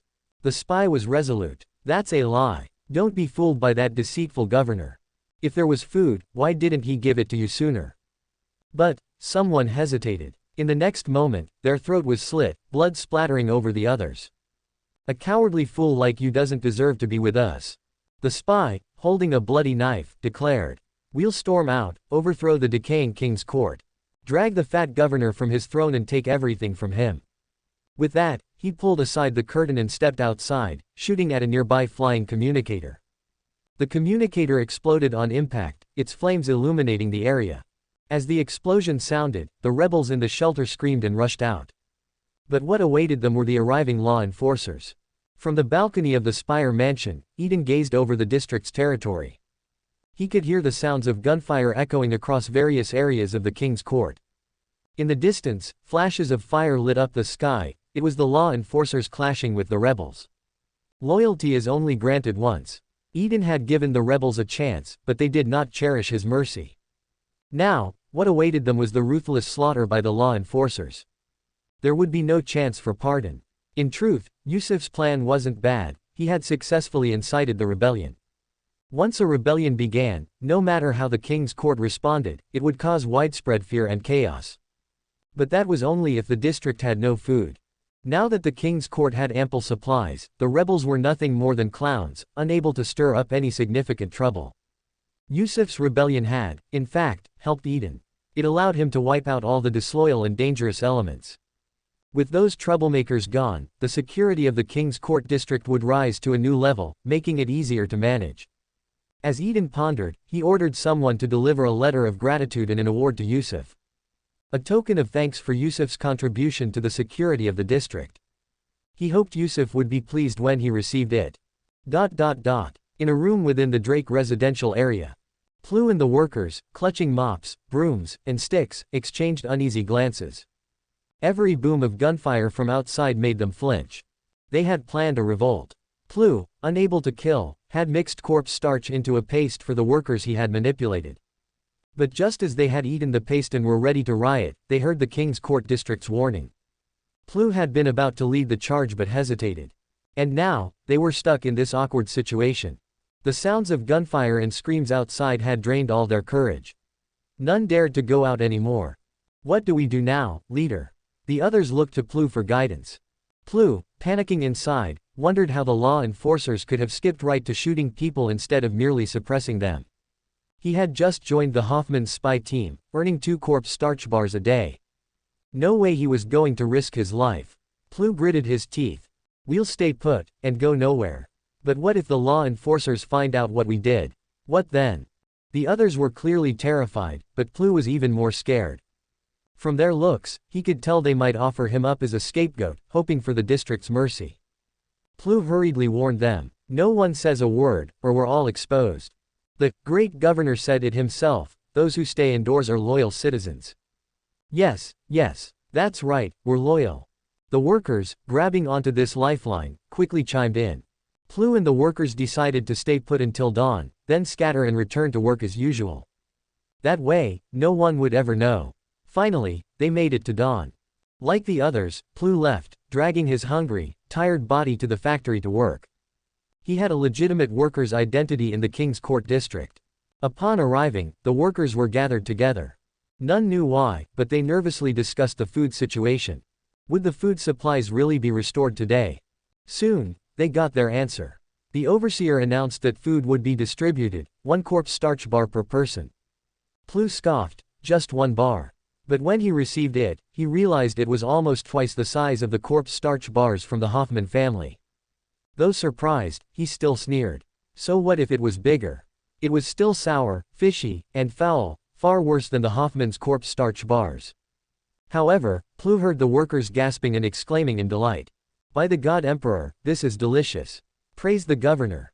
Most people couldn't even speak, they were too busy eating.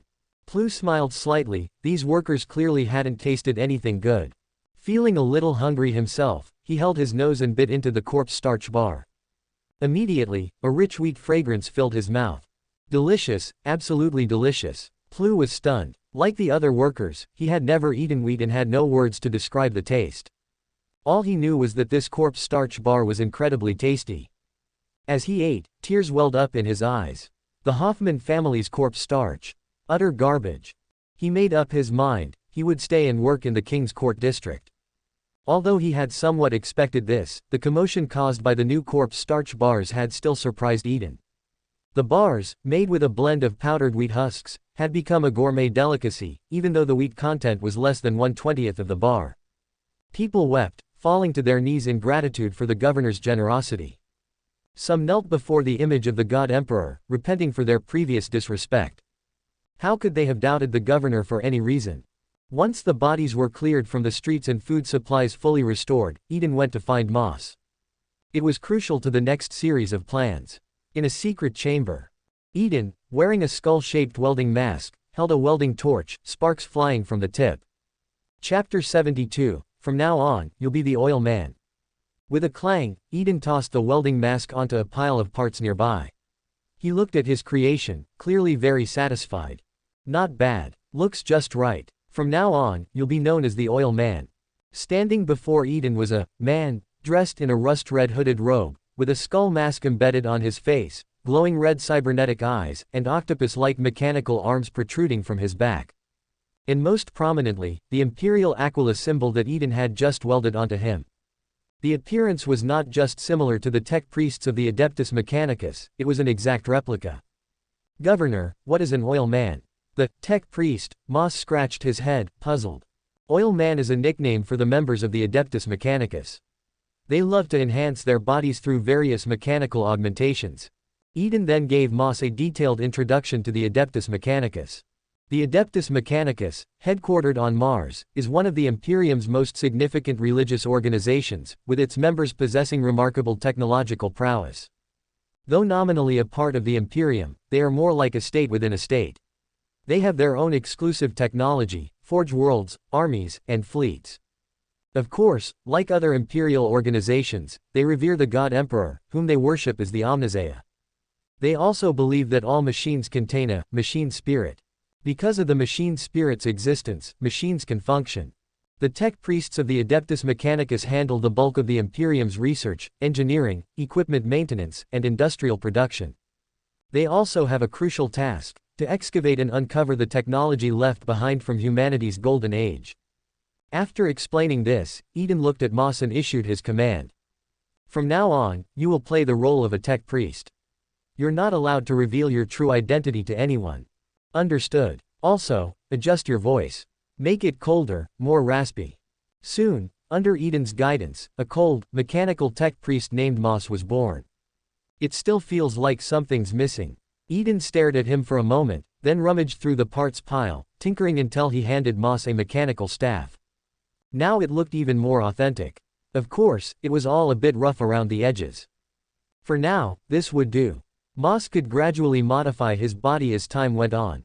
The governor officially declares you the chief tech priest of the King's Court District. Tech priest was just a general term for members of the Adeptus Mechanicus. It encompassed over 1,000 different roles. Biologists explored biological mysteries, fabricators built and maintained war machines, logists processed arcane knowledge and data. These were the broad categories, but there were many more intricate specializations. For instance, there were transmechanics, cogitators, techno-shamans, and magos of various disciplines. Outstanding members in any field could earn the title of tech sage. Such titles included tech specialist, master metallurgist, master alchemist, Sholem magister, lore sage, tech assassin, relic keeper, and holy seeker, among others. Higher up were the tech adepts, the pinnacle being the archmagos, fabricator general, or datasmith. These individuals often held positions of power on forge worlds. Does all this sound confusing? That's because it is. Eden himself was confused and wasn't sure if he had explained it all correctly. The hierarchy and ranks of the Adeptus Mechanicus were mind-bogglingly complex, constantly shifting, and overloaded with overlapping titles. Even beginning to comprehend the towering structure of the Mechanicum far exceeded the limits of the human brain. But regardless, with the technology inside Moss's digital brain, it wouldn't be hard for him to rise to the rank of tech sage in the future. Eden had already thought of a title for him: Master of Ancient Machines. All right, Lord Moss, let us be off. Praise the Omnisaea, Moss said, leaning on his mechanical staff, his voice now a raspy electronic tone. Perfect. He was in character. Eden quickly led Moss out of the secret chamber. From now on, Moss would be the tech priest of the King's Court District. He had his own identity and residence, complete with servitors to assist him. Eden then took Moss to a mechanical factory within the district. The factory was scattered with strange, outdated machine parts, and it appeared to have been abandoned for a long time. Eden had brought Moss here primarily to meet the district's former mechanical engineers. Though Moss had the technical knowledge, whether he could apply it under current conditions remained to be seen. He needed specialized personnel to help him create what Eden wanted under the available constraints. As Eden and Moss arrived, a ragged, oil-leaking servitor greeted them. The servitor seemed sluggish as it spoke. "Honored guests, please follow me." It led Eden and Moss to a location, opening a large steel door. As the door creaked open, a man dressed in a rust-red robe, similar to a tech priest, emerged. The man bore minor signs of mechanical augmentation, adorned with skulls and mechanical claws. He greeted them with an exaggerated enthusiasm that bordered on sycophantic. "By the Omnizeia, Governor, you've finally arrived." Eden scrutinized the man before him. "Sally Call. You haven't been conducting any forbidden research, have you?" Call's expression turned firm as he shook his head vigorously. "I swear by the Omnizeia, absolutely not." Suddenly, Call noticed Moss and became visibly panicked. Is this? It was obvious that Moss appeared to be a tech priest, while Call, on the other hand, was a mere imposter, never having received recognition from the Adeptus Mechanicus. Naturally, meeting a genuine tech priest had Call in a panic. The Sally family, to which Call belonged, had once been members of the Adeptus Mechanicus. His grandfather was a radical Magos explorator. But his grandfather's views on technology were so extreme that even other radicals considered them too dangerous.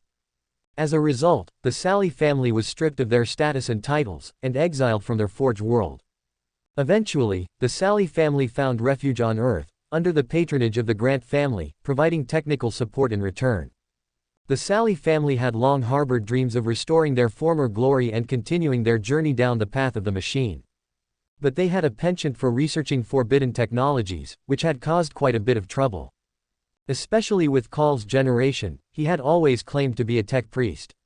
He even developed a so-called machine spirit link technology, which nearly destroyed the entire mechanical factory and surrounding area. But given the Sally family's centuries of contributions, Eden had spared Call. Instead, he placed the family under surveillance, forbidding them from conducting further research, up until now. Seeing Call's nervousness, Eden found it amusing but didn't expose him. "This is Lord Moss, a tech specialist from the Adeptus Mechanicus." Call grew even more anxious. This was no ordinary tech priest but a high-ranking member with the title of Sage. He awkwardly stammered a greeting. "Honored Sage. I am." Facing Moss's cold, red cybernetic eyes, Call could barely speak. Eden stepped in, pointing to him. "Call, the tech adepts." Moss stared at Call, then nodded. "Greetings, Call. May the Omnizeia bless us." Since Moss had begun playing the role of a tech priest, he had taken to muttering mystical phrases and occasionally reciting binary code. But to outsiders, it all seemed very Mechanicum-like. Praise the Omnizeia. Relieved that his cover wasn't blown, Call finally exhaled. Eden had no intention of letting Moss or Call learn the other's true identity. He planned to let these two imposters continue their charade. Through Moss and Call, Eden intended to gradually rebuild the Adeptus Mechanicus structure, providing the King's Court District with technological support. Chapter 73, Rebuilding the Adeptus Mechanicus branch on Urth. With the technological support of the Adeptus Mechanicus, the development of the King's Court District would be greatly enhanced. Of course, this nominal Adeptus Mechanicus branch on Urth must be entirely loyal to Eden. With Moss, an absolutely loyal machine being, as the leader, loyalty shouldn't be an issue. Call eagerly welcomed Eden and Moss into the room. As they sat down, a drone made from a human skull floated over, carrying cups. The skull was packed with mechanical components, its surface coated with oil, and its multiple mechanical arms gleamed, freshly polished. It offered each person a cup, then extended a pipe from its mouth. With a hiss, it filled each cup with a thick, oily liquid, some kind of tea. Everyone had a cup. Call enthusiastically invited them. "Governor, Sage, please try it. This is a special mechanical fuel drink passed down by my Sally family. It's said to be a recipe gifted by a tech sage. Quite delicious, and very helpful in communing with the machine spirit." Saying this, he gulped it down, clearly enjoying himself. Eden stared at the tea, unwilling to drink it. "Isn't this just engine oil? Those tech priests not only heavily modified their bodies but even replaced their blood with special substances to prolong their lives. Who knows what strange things they would drink." Then, to his astonishment, Eden watched as Moss calmly raised his cup and drank the beverage. After drinking, Moss seemed to feel invigorated and nodded, praising. Not bad. Praise the Omnisaea, Eden. You can even drink. Seeing Moss finish his drink, the skull drone floated over and refilled his cup. Noticing Moss's curiosity about the drone, Call proudly introduced it. Sage, this is a special modification of mine. Pretty impressive, isn't it? As he spoke, he patted the smooth, shiny skull of the drone with pride. To be honest, this is my father. ? Eden froze for a moment before realizing what Call meant. Call was saying that the skull belonged to his father. Eden felt a bit unnerved. Call sure wasn't treating him like an outsider, having his father personally serve tea. In truth, Eden knew what this skull drone was, a servitor skull. In simple terms, servitor skulls were general-purpose drones in the Imperium, used by many organizations, including the Adeptus Mechanicus, who particularly favored them. Servitor skulls had various functions, such as battlefield communication, ammunition resupply, and serving as mechanical assistants. Especially among the powerful tech priests of the Adeptus Mechanicus, it was common to modify and enhance servitor skulls. Some were even equipped with powerful weapons and shield generators. It was much like how wealthy people in Eden's old world loved customizing sports cars, an expression of both power and technical skill. Moreover, the human skull symbolized purity in the Imperium, so human skulls were often used to create servitor skulls. However, not just anyone's skull could be used, only the most loyal servants of the Emperor were worthy of offering their skulls as materials. Thus, within the Imperium, especially in the Adeptus Mechanicus, having one's skull made into a servitor skull after death was seen as a great honor. This was why Call proudly introduced his father's servitor skull. Of course, there was another layer to this. Call was shameless. According to the information Eden had, Call's father had fervently wished for his skull to be made into a servitor skull before his death. But due to his less than stellar record, it was a mercy that he wasn't put on trial. He was far from qualified to be used as a servitor skull. Yet it seemed Call had secretly fulfilled his father's wish by turning his skull into a servitor skull, albeit without proper authorization. In other words, Call had forged fake papers for his father and was now brazenly showing off in front of Eden, the governor. And as far as Eden remembered, Call's father had similarly turned his grandfather into a servitor skull. Also unauthorized. It seemed to be a family tradition of the Sally. Eden suddenly felt exhausted by the absurdity of it all. Forget it. After all, he had chosen these people himself. He would just pretend not to know about this. Later, he would have someone from the Internal Affairs Department update Call's father's records. However, Eden couldn't shake the feeling that Call might cause some serious trouble. But there was no better choice at the moment. He needed Call's audacity. After exchanging a few pleasantries, Eden got straight to the point, proposing the idea of funding the reconstruction of the Adeptus Mechanicus branch on Urth. This proposal was met with enthusiastic approval from both Moss and Call. Moss, of course, was just playing his role. But Call was genuinely eager to join in rebuilding the Adeptus Mechanicus branch. He could hardly wait. After all, he was desperate to solidify his counterfeit identity and become a true tech priest, restoring the glory of his family. As for his actual skills, well, at least his grandfather had been a tech sage. Call, in his mind, had perfectly inherited both his father's and grandfather's mechanical philosophies and had surpassed them. Of course, to the Adeptus Mechanicus, this only made him more of a heretic. But that didn't matter. In Eden's view, those who were loyal to the Emperor and even more loyal to him were the pillars of the Imperium. As for whether the reconstruction of the branch needed official approval from the Adeptus Mechanicus, Eden dismissed the idea entirely. Once the branch was established, it would have its own official recognition. The internal structure could simply approve itself. This approach had no problems whatsoever. Although the Adeptus Mechanicus was nominally united in their worship of the Omnisaea, internally, they were rife with countless sub-sects and conflicting doctrines. As the saying went, there are as many beliefs in the Adeptus Mechanicus as there are stars in the sky. Doctrinal wars like the infamous binary schism had left them in chaos.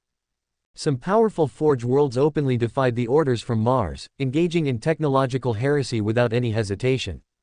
So Eden had no need to worry about the Adeptus Mechanicus. With the Great Rift cutting off communications, he had the perfect opportunity to set up his own operation. As long as it grew strong, everything else would fall into place. Soon, Eden, Moss, and Kahl reached an agreement to rebuild the Adeptus Mechanicus branch on Urth. Moss would be the branch's chief overseer, with Kahl as his assistant.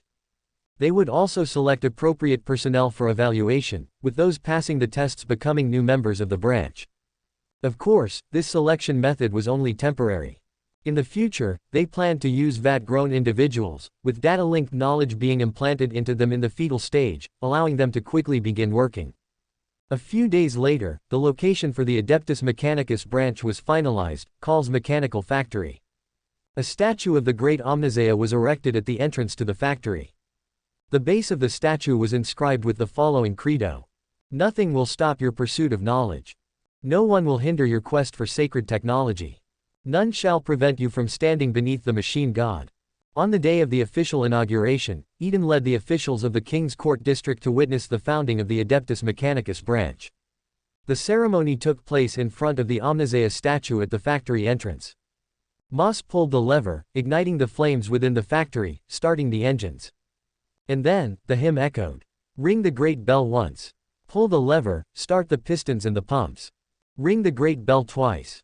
Press the button, fire the engines, ignite the turbines, and breathe life into them. Ring the great bell thrice. Sing in unison, and praise the Omnisaea. As the enormous gears of the factory began to turn, and the roar of steam filled the air, the Adeptus Mechanicus of Urth was officially established. Chapter 74, Building the Farm and Expanding the Army. After the Adeptus Mechanicus branch was established on Urth, Eden gave them their first task, to construct a new greenwave farm. The current food reserves would only last for about 6 months. If the farm wasn't built quickly to grow new crops, the King's Court District would once again fall into famine after those 6 months. Thus, the construction of the farm could not be delayed. Following Moss's survey, the location for the new farm was selected in the large warehouse district within the King's Court. It had vast open space and ample sunlight. Using Golden Age farming technology, along with special energy cores, seed cultivation devices, fertilizer machines, simulated weather systems, and water purification units from the original farm, Moss and Kahl, the two tech priests, designed a massive vertical farm. Of course, this was only the construction plan. It would take a long time to complete the entire farm. The farm would need to be built step by step. Once the design was completed, the King's Court began the grand first phase of the new Green Wave Farm's construction. To prevent sabotage from the Hoffman family, the surrounding area was cleared, and strict security measures were put in place. Fortunately, the farm was located in the core of the King's Court district, making it difficult to attack. Had it been located further out, it would have been subjected to endless attacks and harassment. Soon, the first phase of the new Green Wave Farm was completed. The expected food output would cover the minimum consumption needs of the district's population, ensuring a sustainable cycle. However, it would take much longer to fully construct the farm, and it hadn't yet achieved full automation. The main reason for this was that manual labor in the King's Court was far cheaper than machines. So, the crops would be planted and cared for by dedicated farm workers. This was considered a sacred job, and only the most loyal and enthusiastic families were selected to become farm workers. Those chosen arrived at the farm and saw, for the first time in their lives, the legendary soil. Yes, Eden had also transported a large amount of unpolluted, high-quality soil from the original Green Wave Farm. Those who witnessed the soil wept, kneeling and kissing it, grateful for the mercy of the great God Emperor and the benevolence of Governor Eden. With a sense of divine purpose, they tended to every seedling with care, as if they were nurturing infants. Soon, the seedlings were planted, and the farm was operating smoothly. To prevent incidents, Eden stationed security drones brought from the original Green Wave Farm around the perimeter. Surprisingly, the energy cannons on those drones managed to eliminate several spies trying to infiltrate the farm. With the farm up and running, Eden turned his attention to other matters. During the farm's construction, he had already summoned the leaders of the defense forces, Aryan Ks, and authorized them to start recruitment. Eden planned to expand the defense forces from 30,000 to 80,000 troops. The King's Court district had plenty of weapons and equipment, but couldn't afford to support that many people before. Now, with enough food, he immediately expanded the force by 50,000 soldiers. This was the maximum number the district could support. Eden didn't need to worry about the recruitment or training, Aryan Ks handled it entirely. They looked like legendary figures and would undoubtedly train a powerful defense force for him. At the same time, Eden tasked Moss and Call with researching the security drones and optimizing the standard-issue laser rifles and cannons. Now, the entire district was preparing for the final war effort, focusing all resources on the production of war materials. Once the defense forces were trained and equipped with new weapons, Eden planned to launch the decisive battle. He would personally lead the Royal Guard and defense forces into action, to finally eliminate the Hoffman family and unite the upper hive. As recruitment progressed and resources were allocated, the mass enlistment began. Young and middle-aged men alike signed up in droves, determined to fight to the death for the King's Court district. At the entrance of the recruitment office, a frail, middle-aged man failed to meet the enlistment criteria. He knelt on the ground, pleading with the defense forces to make an exception and take him in. In the past, someone like him would have been considered a qualified recruit. But with the improved food supply, people's physical conditions had greatly improved. The frail and sickly like him no longer met the enlistment standards. The man's eyes were resolute. "Officer, please accept me. I am determined to give everything for the God Emperor and the governor." He had no other options. His family consisted of 5 members, an elderly mother, a wife recently paralyzed due to a work injury, and 2 young children. He was the sole breadwinner. In the current situation, there was no way he could support so many people. His only hope was to join the defense forces, the only way to save his family. The pay for soldiers was more than double that of regular workers. Becoming an officer meant he would receive Type 2 corpse starch bars with 1/10 wheat content. With such a salary, he could easily support his family. Even if he died in battle, the compensation would sustain his family for some time. If he became a war hero, his name could be inscribed beneath the statue of the God Emperor. That would be the ultimate honor bestowed by the governor. The children of war heroes would be given priority to join the defense forces. If they didn't want to join the army, they could instead receive good jobs in the district's major factories. The most outstanding children had a chance to join the future Academy of Loyalty, which Eden planned to establish. They would study alongside the children of nobles and officials, being groomed as the future elite of the district. In Eden's vision, the Academy of Loyalty would be different from the Empire's original academy of the same name. It would be slightly less brutal, though there was still a risk of casualties during training. The academy would admit and educate children from various backgrounds based on their loyalty and merit. This would include the children of heroes, nobles, officials, and even child prodigies. They would study together and grow into the future leaders of the district. Of course, the Academy of Loyalty was still in the planning stage, and there weren't yet conditions to establish it. But even the mere possibility of such an opportunity was enough to drive the lower-class population to madness. They were determined to join the defense forces and offer everything to the merciful governor. The middle-aged man was one of them. Whether to feed his family or for his family's future, he had to fight. Yet he was rejected, and he couldn't accept it. No matter how he begged, he was coldly turned away. "Please, let me join. This is my last hope." The man cried and pleaded, kneeling and kowtowing, even grabbing onto the officer's leg. But the officer's gaze only grew colder. Citing a disturbance of order, the officer whipped the man several times and had him dragged away by defense force soldiers. Had it not been for the governor's new regulations, someone like him would have been executed on the spot. "What's going on here?" Ari walked over, his brow furrowed, the cold red glow of his mechanical eye scanning the scene.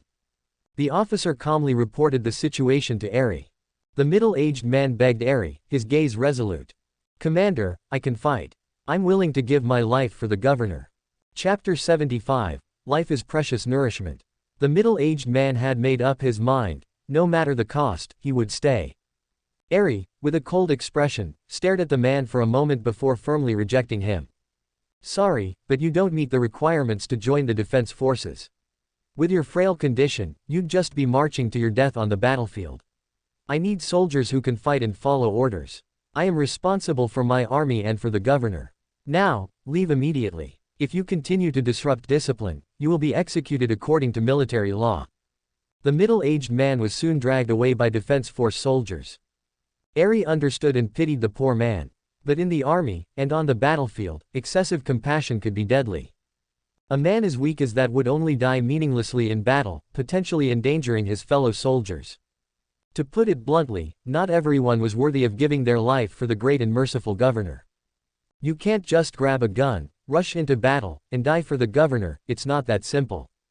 You must first have the qualifications and undergo rigorous training before you even have the chance to carry a newly made laser rifle and offer everything for the governor on the battlefield. Otherwise, it's a waste and a desecration of the governor's generosity. That being said, the family of the middle-aged man wouldn't be left to starve. Life could generate hope, and for Eden, that hope was precious nourishment. Eden wasn't a chaos god, but he wouldn't let life go to waste so easily. Allowing loyal lives to be squandered was a costly extravagance. He would ensure that every life fulfilled its potential. As the middle-aged man trudged home, devastated, Eden had already passed a new law. This law would provide half of a Type 1 corpse starch bar, with 1/20th wheat content, to special families in extreme difficulty within the district. While this small portion wouldn't eliminate hunger, it would at least sustain life. This would offer a glimmer of hope to those families, allowing them to survive the hardest times. After this brief episode, Ari inspected the rest of the recruitment office before heading back to the barracks. He needed to train the young recruits hard, increasing their combat capabilities. Only by doing so could they win the war against the damn Hoffman family, ensuring that more of his soldiers would survive. All for the infinitely merciful governor. While the king's court was mobilizing for war, Eden kept a close eye on the situation within the Hoffman family's territory. He could sense the darkness within their lands growing deeper. The power of darkness was slowly increasing, and he knew he had to act quickly. To weaken the Hoffman family's strength, Eden took a page from Yusuf's book and sent out numerous spies to disrupt their territory. However, his method wasn't through chaos corruption, inciting rebellion, or spreading rumors. Those were the dirty tactics of small-minded people. Eden opted for a direct attack. He ordered his spies to regularly distribute Type 1 corpse starch bars, with 1/20th wheat content, and large quantities of propaganda flyers throughout the Hoffman family's territory. These bars and flyers conveyed a clear message to the people of the Hoffman lands.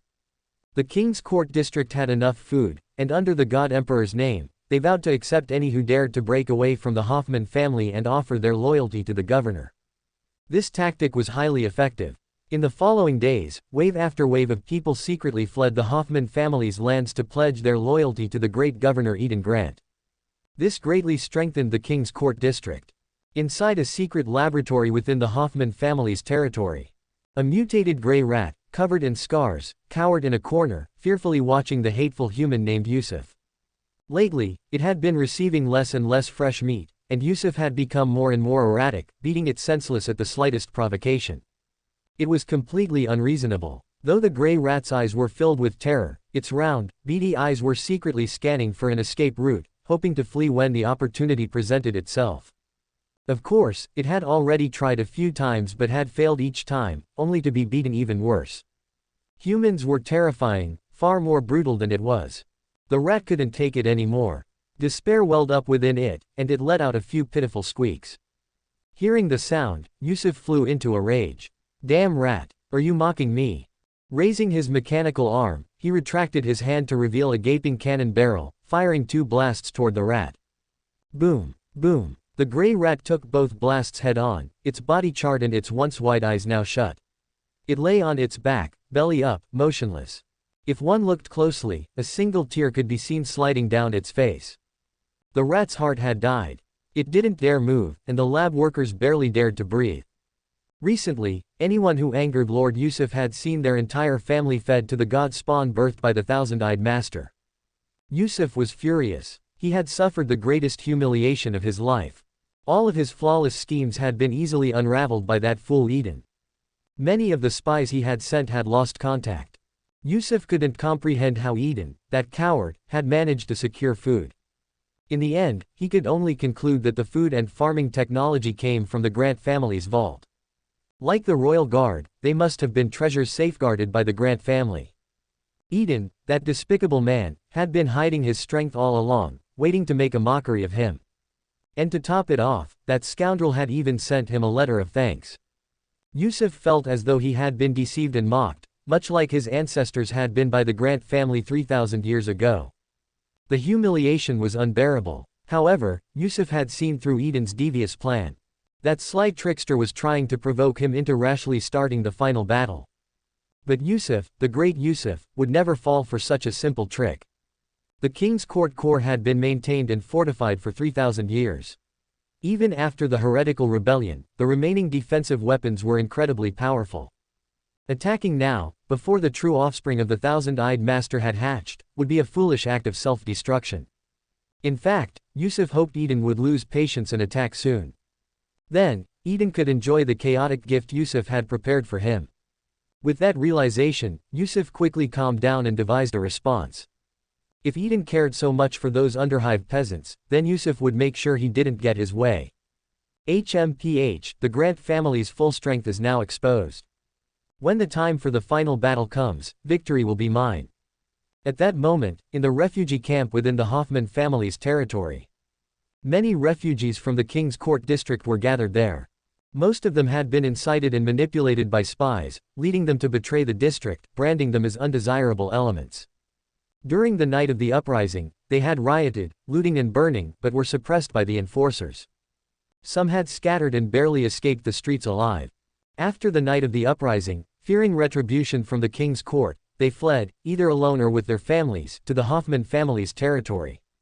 But upon arrival, they didn't receive the promised shelter or food. Instead, they were thrown into this refugee camp. Later, they learned that the king's court had resumed food distribution, offering delicious wheat-infused corpse starch bars. Their regret was palpable. They cursed the king's court and the damn governor. Why didn't he provide food sooner? If he had, they wouldn't have made such a mistake. Now, they planned to escape the camp that very night and return to the king's court. Hadn't the flyers promised that anyone who escaped the Hoffman lands and offered their loyalty would be accepted? If they returned in good faith, the king's court couldn't refuse them, otherwise, it would be an affront to the God Emperor himself. Subscribe to Chinese Novel Audiobook YouTube channel. Chapter 76, The Approach of War. The traitors cursed and mocked the king's court district and the governor, ridiculing their foolishness. They planned to seize the opportunity tonight to sneak out of the refugee camp and escape from the Hoffman family's territory. Then, posing as refugees from the Hoffman lands, they would boldly return to the king's court. This way, they could not only evade punishment but also enjoy the wheat-infused corpse starch offered by the district.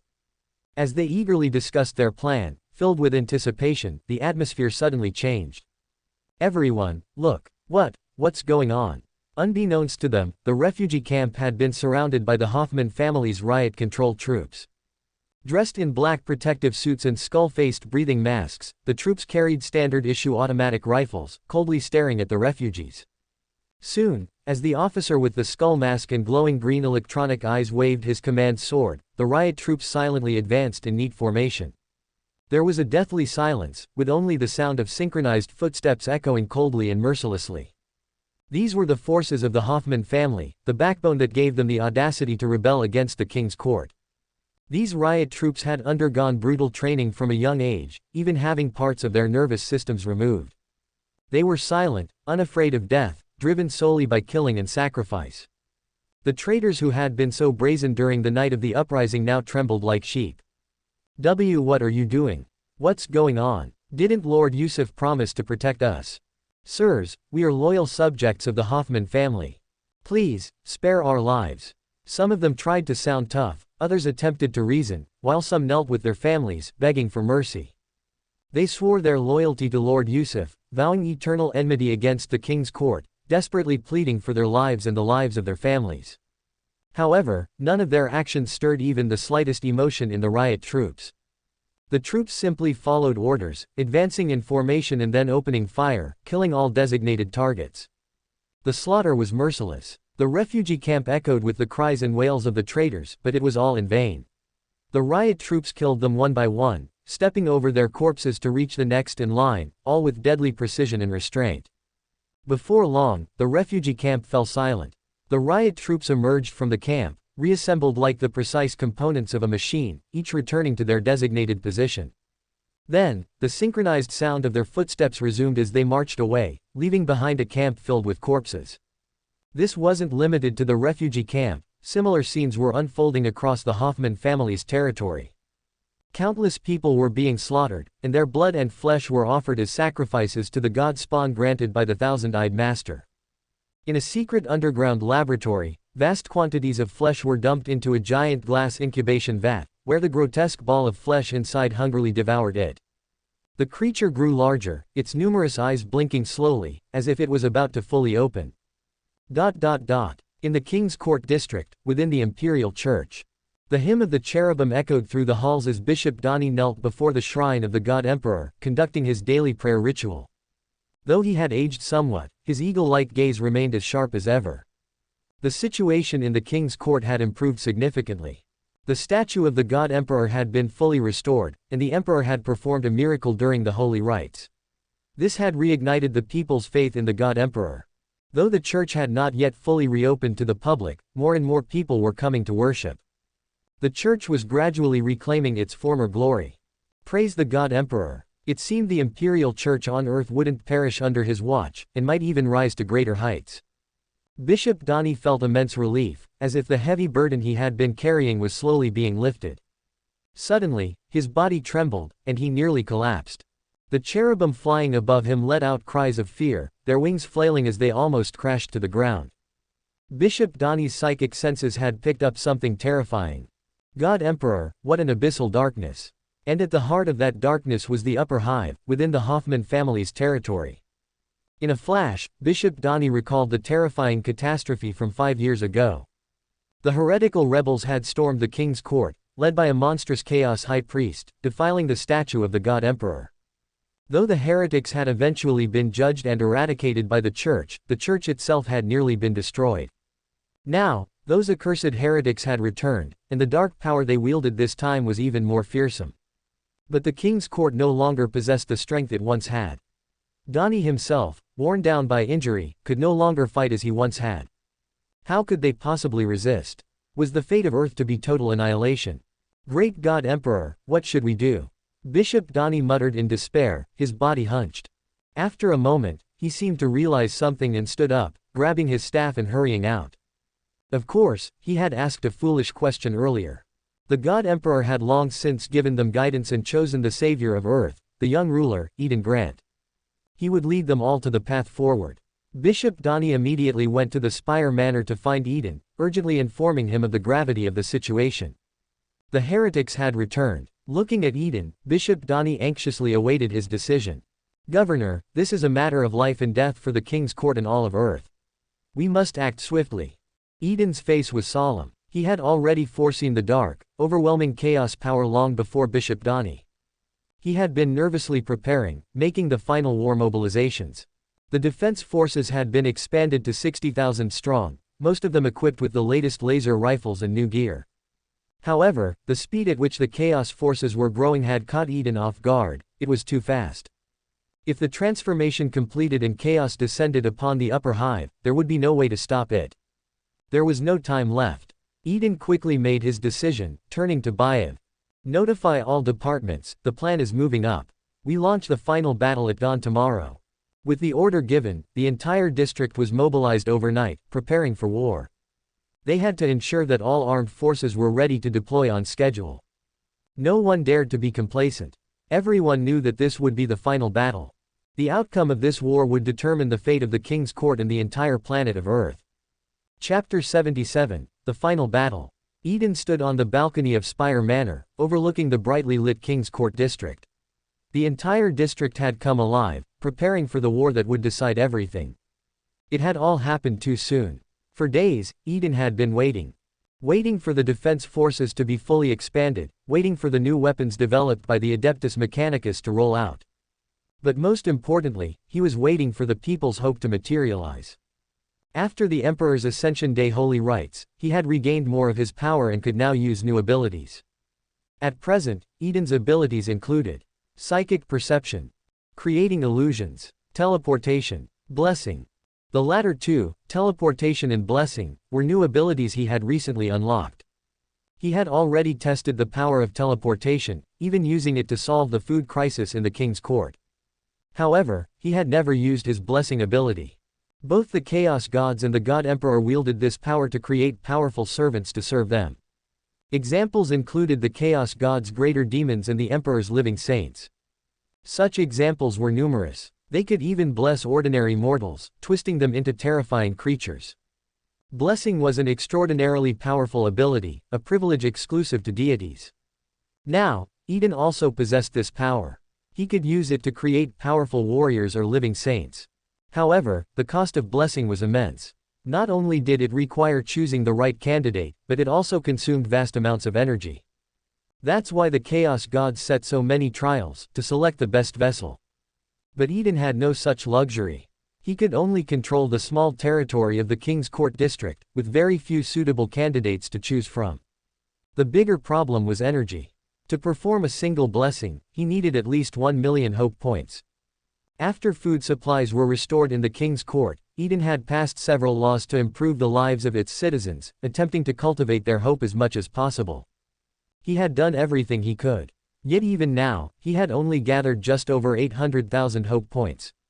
It wasn't enough to use the blessing ability. Eden felt regretful. If only he had more time to gather enough hope points, he could bless a powerful warrior. That would give him a much greater chance of defeating the Hoffman family and destroying the chaos creatures. Unfortunately, time was not on Eden's side. Tomorrow was the day of the final battle, and he wasn't entirely sure he could win. After all, the enemy had a chaos-spawned embryo, nearly ready to be born. This battle would be a life or death struggle. If he lost, he would lose his only territory, the millions of followers who served as his fuel, and possibly even his mortal body.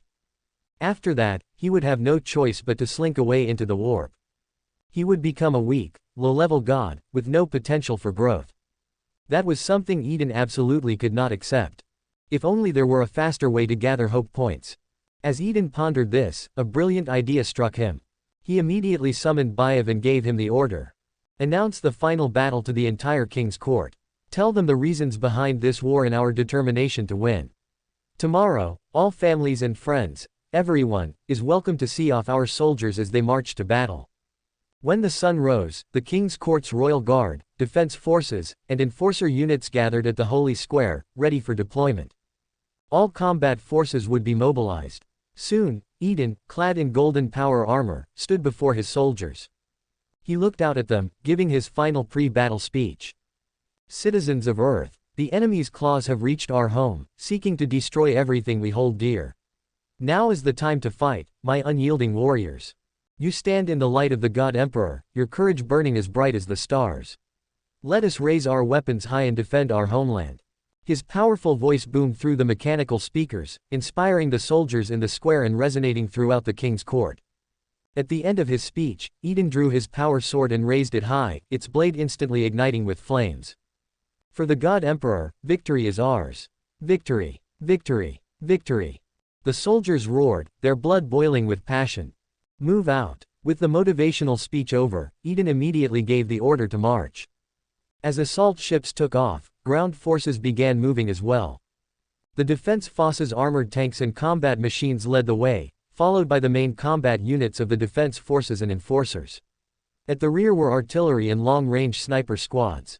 They moved down the main road of the King's Court, heading toward the Hoffman family's territory.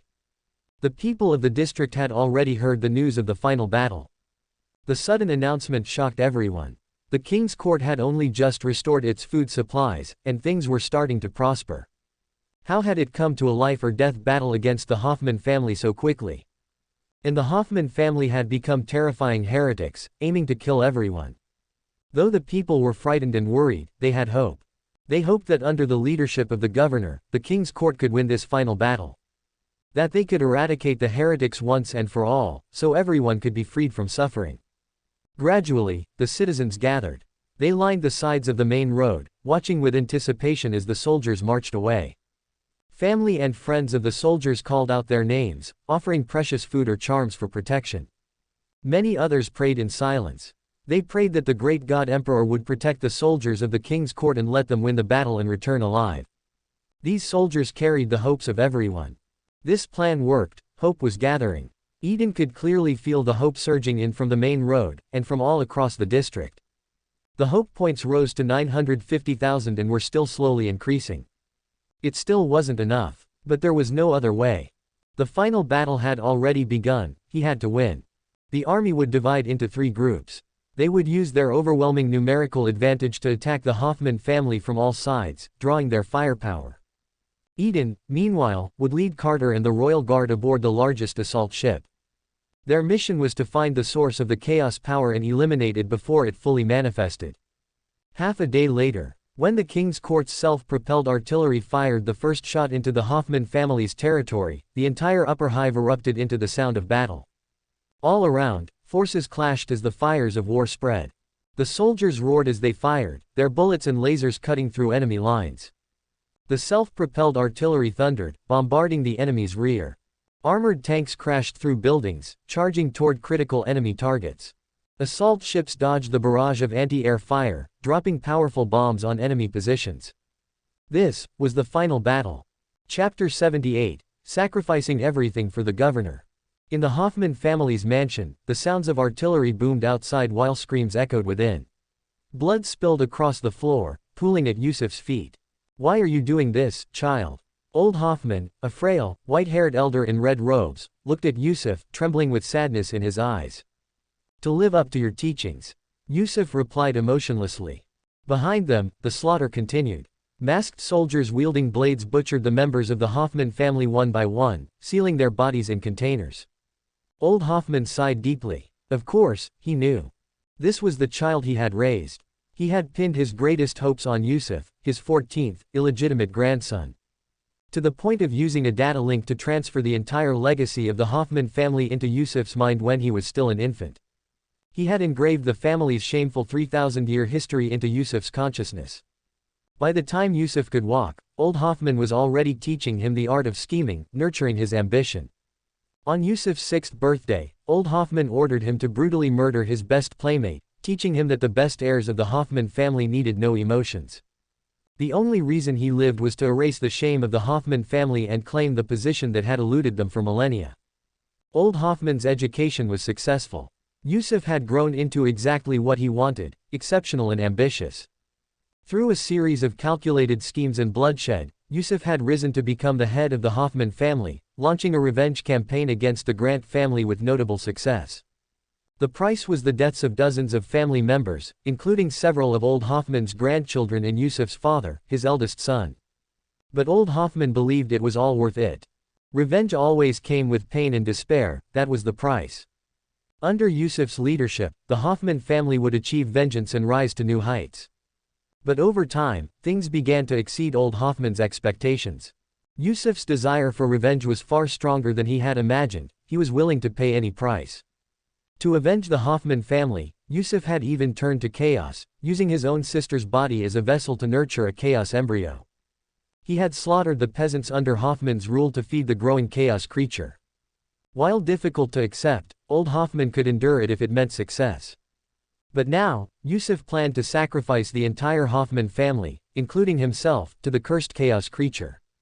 That price was too high for old Hoffman. If the Hoffman family no longer existed, what was the point of revenge? Looking at Yusuf, the heir he had placed all his hopes on, old Hoffman suddenly felt a twinge of regret. He had created a monster, and the cost had been unbearable. Do it. As the cries of his kin fell silent, old Hoffman quietly accepted his fate. Thrust. Yusuf stabbed old Hoffman in the chest. It was the same knife Yusuf had used years ago to slowly torment his best friend to death. Old Hoffman coughed violently, blood spilling from his mouth. With a final look of expectation in his eyes, he gave Yusuf his final instruction. "Child, don't let our sacrifice be in vain." If everything was now beyond saving, then they would offer the lives of every Hoffman to strike the fiercest blow against the Grant family. This was old Hoffman's final thought. As long as Yusuf succeeded, his life's efforts would not have been wasted. Old Hoffman would not have failed. By the time Yusuf pulled out the knife, old Hoffman had taken his last breath. "The old fool, I'm Yusuf. How could I ever lose?" Yusuf muttered, tears streaming down his face. But they were tears of excitement. He trembled with anticipation. Today, once he sacrificed the blood and bones of the Hoffman family to complete the ritual, the offspring of the thousand-eyed master would descend. Yusuf gave the order for all combat units to hold off the King's Court forces at any cost. He only needed a little more time. Once the ritual was complete, the Grant family, and everyone in the King's Court, would die. "Come on, boys. Attack." Kill those damned cyborgs. On the Hoffman family's second line of defense, gunfire and explosions echoed. Ari stood atop a damaged armored tank, wielding a massive, customized machine gun, raining bullets on the enemy. Shell casings piled up like a mountain around him. Seeing the enemy suppressed, Ari charged forward, leading his troops in an all-out assault. As always, Ari led the charge through a hailstorm of bullets. Rounds whizzed by, but none hit him. This was the legendary Ari, blessed by the God Emperor, the unkillable one who always led the charge. As Ari and his men surged forward, the Hoffman soldiers fell one after another. Though the Hoffman soldiers had undergone nerve modifications and showed no fear of death, they were no match for the King's court forces, who held both numerical and technological superiority. Especially when it came to equipment. The soldiers of the King's court were armed with advanced laser rifles, which outperformed the Hoffman family's outdated weapons in both speed and accuracy. However, halfway through the advance, something terrible happened. The Hoffman soldiers injected themselves with a special chaos serum, transforming into monstrous abominations. These creatures charged at Ari's defense forces, tearing through one soldier after another.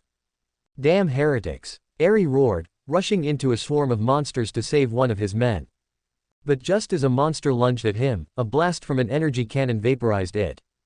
Damn slippery kid, you finally showed up, Ari spat. It was Kay's, leading his long-range sniper squad. They were armed with the latest energy cannons developed by Sage Moss, powerful and precise, though their slow charging speed limited them to support roles. Fight, fight, fight. Ari launched an assault on the monsters, with his men following suit. They had to use their bodies to hold off the abominations, allowing the sniper squad to lock on and take them out. No one backed down. This was a battle they couldn't afford to lose. Their home was right behind them. And their sacrifices would not be in vain. They would be honored as war heroes, their names etched onto the stone beneath the God Emperor's feet as symbols of loyalty. Their families would be cared for, and their children would have the chance to enter the Loyalist Academy. They would give everything for the governor. The soldiers used their bodies to block the monsters, giving the sniper squad time to lock on and blow both monsters and men to pieces. Similar scenes were playing out everywhere. The King's court forces continued to push forward, gradually breaching the Hoffman family's third line of defense. Boom, boom, boom. Dozens of anti-aircraft cannons fired, blowing up assault ships one after another. With the decoy drone's help, Eden's assault ship finally broke through the anti-air defenses, reaching the core of the Hoffman family's territory. Chapter 79, Seeing Everything Can Only Harm You. The assault ship had finally broken through into the core area of the Hoffman family's stronghold. Upon receiving the report, Eden, sitting in the cabin, let out a sigh of relief. The anti-air network of the Hoffman family had been incredibly tight, and the ship's shields had almost failed. But luckily, they made it through. Now, it was time to execute the next phase of the plan. Eden closed his eyes and activated his psychic sense with all his might. An almost imperceptible psychic wave expanded outward from Eden, rapidly spreading across the surrounding area and beyond, eventually covering the entire core region of the Hoffman family. As his psychic sense enveloped the area, a flood of information surged into his mind. Eden could feel the taint of chaos everywhere, the people's screams of agony, their prayers of despair.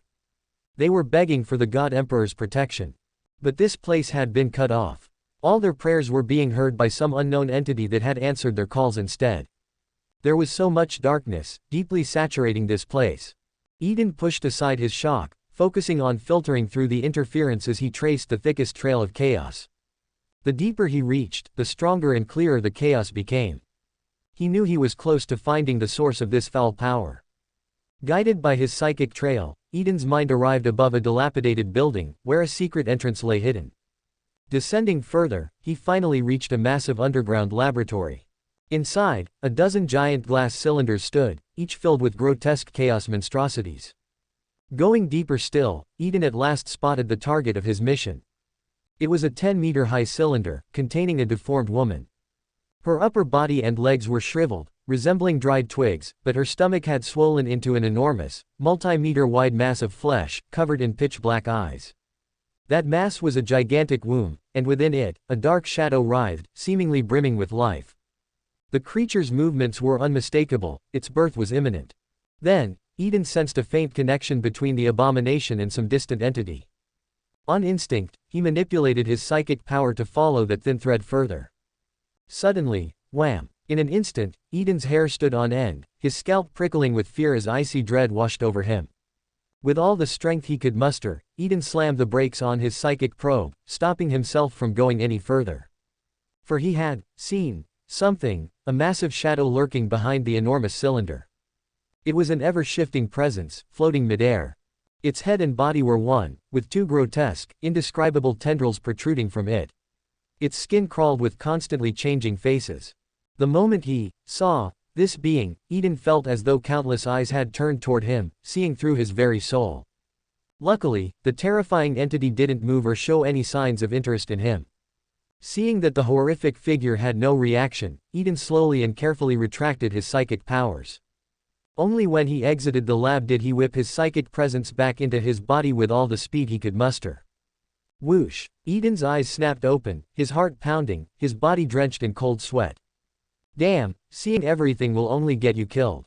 It was terrifying. That entity, could it be Tzeentch? Tzeentch, one of the four chaos gods, the most cunning and deceitful, symbolizing twisted wisdom, a master of endless schemes and plots. He thrived on chaos, and his followers were often scholars craving forbidden knowledge or ambitious nobles. Eden sighed. He had barely been in the Warhammer 40k universe for long, yet he had already encountered two chaos gods, Slaanesh and now Tzeentch. Of course, he had met them, but they didn't know him. If they knew who he was, he'd be dead in an instant. To be honest, even slitting his own throat probably wouldn't help in such a situation. If a chaos god ever truly noticed him in reality, there would be no escape. He would likely be twisted and corrupted beyond recognition. Thankfully, his psychic sense had stopped in time, avoiding disaster. Still, Eden couldn't shake the memory of what he had seen in that final moment. The more he thought about it, the more unsettled he felt. Did it smile at him? Had it really noticed him? Eden quickly suppressed these terrifying thoughts. No matter, he had his own powerful backer after all. If things got desperate, he could always hide with the God Emperor. But for now, the priority was to deal with the monstrosity inside that lab. Eden immediately relayed the location of the secret lab to the special forces. Meanwhile, the assault ship he was on sharply veered towards the lab's coordinates, accelerating. As Eden's ship arrived at the lab, several more assault ships, assisted by decoys, broke through the anti-air defenses and joined them. Wearing his golden power armor and wielding a power sword, Eden was the first to leap from the assault ship to the ground. Behind him, dozens of elite guards, led by Carter, followed, forming a defensive perimeter around him. The battle had begun. Eden and his elite guards charged towards the building housing the lab. Soon, several squads of Hoffman family cyborg guards arrived. They silently formed ranks and raised their guns. Bang! Before the squad leader could lift his command sword, his head exploded like a watermelon.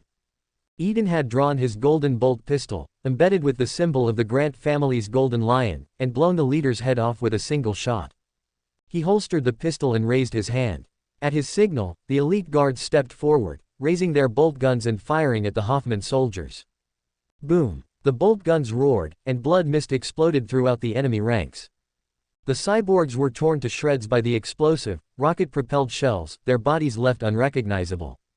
This was the foundation of the Grant family's rule, the governor's angels of war, the elite guard.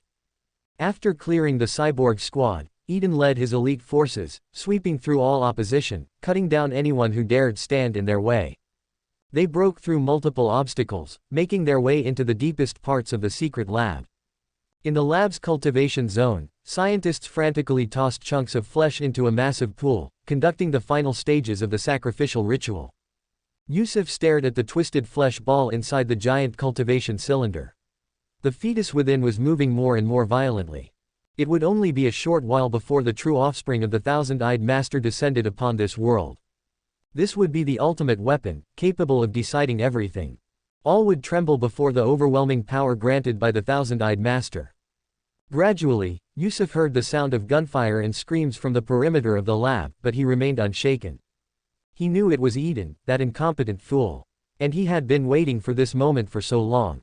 Chapter 80, Destroy the Target. After throwing the remains of the Hoffman family members into the pool, the experimenters worked together to pull the massive metal lever. As the lever was pulled, the ground trembled, and the mechanical devices buried beneath the lab began to operate. The blood-red pool reacted instantly, with the flesh dissolving and boiling, producing continuous bubbles. Then, the mechanical conduits extracted all of the crimson liquid and injected it into the giant glass incubation tank. Inside the tank, the dried-up body of a woman screamed and writhed, twisting uncontrollably. Her stomach, bloated to the extreme and covered in black eyeballs, pulsed and shrank as it ravenously absorbed the red liquid. It was so hungry, eager to devour the nutrients. It was also full of joy. The joy was so intense that it spread to everyone outside the tank, causing them to smile involuntarily. The black-robed cultists of the Cult of the Broken Eye were particularly joyous and fanatical. They grinned with twisted expressions, laughing silently. Kneeling around the incubation tank, they fervently praised the great master of the Thousand Eyes. As the cultists' fervent prayers echoed, the womb-like mass inside the tank began emitting a heartbeat-like sound. Thump, thump, thump, thump. The sound grew louder and louder, until it resonated throughout the entire laboratory, each heartbeat seemingly pounding in people's chests, causing their blood to surge. Watching all of this, Yusuf was incredibly excited. It was finally complete. The true offspring of the great master of the Thousand Eyes was about to be born. Suddenly, there was a loud bang from the outer area, the sound of iron doors being blown open. It seemed that Eden had already reached the final level. So close. A lab worker rushed over in a panic, looking at Yusuf. Lord, the king's court forces have broken in, but the chaos embryo still needs more time to hatch. Before he could finish, blood spurted from the worker's chest as he collapsed to the ground. Yusuf calmly wiped the blood off his dagger and tossed the silk handkerchief away. I know, and next time, don't speak so loudly to me. The handkerchief drifted down, covering the face of the lifeless worker. Yusuf gestured with his eyes, and the cyborg guards behind him unsheathed their blades, slashing at the remaining lab workers. The sacrifice ritual was already complete, these people were no longer needed. These weak, lowly mortals had no right to witness the birth of the offspring of the great master of the Thousand Eyes. In no time, the cyborg guards slaughtered all the remaining lab workers in the area. The black-robed cultists seemed oblivious, fully devoted to their prayers to the great master of the Thousand Eyes. The mixture of desperate screams and the cultists' chants was truly beautiful. Afterward, Yusuf led the cyborg guards quickly to the other side of the incubation area. There were over a dozen spheres covered with black cloth. Yusuf and the cyborg guards each approached a sphere and yanked the cloth away. Before them were flesh balls, entangled with dark eyeballs and tendrils of flesh. These flesh balls resembled the chaos embryo in the giant tank but were much smaller, merely byproducts of the chaos embryo. Without hesitation, Yusuf placed his hand on the flesh ball in front of him. Instantly, blood tendrils spread from within, penetrating his palm, and then more tendrils wrapped around him, pulling him completely into the flesh ball. The cyborg guards did the same, each being drawn into the flesh balls. The blood tendrils burrowed into their bodies, causing them to twitch and howl in pain. Inside the blood spheres, Yusuf's body twisted and convulsed uncontrollably. He gritted his teeth, forcing himself not to scream. This process was far from perfected, he hadn't wanted to use it. But time had run out. Since Eden dared to challenge him, Yusuf would show him what real power was. While Yusuf was struggling in agony, Eden and the Imperial guards stormed into the incubation area. Just as they entered, the glass tank outside shattered, releasing grotesque creatures that howled and charged at them. Carter stepped in front of Eden, drawing his chainsword. Draw swords. The Imperial guards lined up, drew their chainswords, and turned the valves, injecting the promethium fuel into the engines, causing the chains to spin and roar. Then, they rushed forward and swung their swords. Working in coordination, the guards hacked the monstrous creatures apart, sending flesh and blood flying. One cunning mutant hid in the shadows, its cold, vertical pupils locked onto the group. It crouched low, muscles coiling with tension, then it leapt with incredible speed, heading straight for the most prominent figure in the middle. The mutant moved so fast that it appeared as a blur of shadow, catching everyone off guard. Its gaping maw was about to close around Eden. But Carter moved faster, raising his chainsword to intercept the creature's charge. With the roar of the chainsword, the mutant was sliced in half, from head to tail, its pieces flying behind the group. As expected of the chainsaw maniac, Carter always cleaved his enemies in two, leaving the scene drenched in gore. A true brute. Looking at the ruthless Carter, Eden couldn't help but be impressed. But being too brutal has its downsides. As Carter's violent slash cut through the creature, foul-smelling blood sprayed in all directions, evenly splattering everyone around. Especially Eden, who was drenched head to toe in the stinking blood. Governor. Carter immediately realized what had happened, panicking. The governor, such a noble figure, was now covered in this vile, stinking blood. What sacrilege! His limbs went weak as he hurriedly ran over, raising a hand to wipe the blood away. Are you all right? I'm fine. Eden raised a hand to stop Carter, then shook his body, causing all the foul blood to fall to the ground. His entire body, including his gleaming golden armor, remained spotless and immaculate. It turned out that, just as the blood was about to touch him, Eden had used his psychic powers to envelop his body, preventing any contamination. Though his physical constitution was excellent, he hadn't undergone augmentation, so he likely couldn't resist toxins as well as Carter and the other guards. After dispatching all the monsters, Eden led the Imperial guards toward the core of the incubation area. Thump, thump, thump, thump.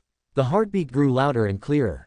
Stepping into the core area, Eden finally saw the giant glass incubation tank and the horrific flesh mass inside. He had found it. It was the target. Eden immediately gave the order. Destroy the target. The Imperial guards raised their bolt rifles and fired at the giant glass incubation tank. Flashes of fire erupted from the gun barrels as rounds rained down, penetrating the praying black-robed cultists without them even noticing. The cultists fell, and the bullets struck the glass, the tails of the rounds still spewing flames, but they could go no further. Boom, boom, boom. Next, dozens of armor-piercing grenades exploded. When the smoke cleared, the giant glass incubation tank remained intact. The glass was too strong, even rocket-propelled ammunition and armor-piercing grenades couldn't break it. Thank you for watching. Continue exploring the fascinating world of Chinese novels with us. Hit that subscribe button on Chinese Novel Audiobook to stay updated with our latest stories. And never miss out on a great listen.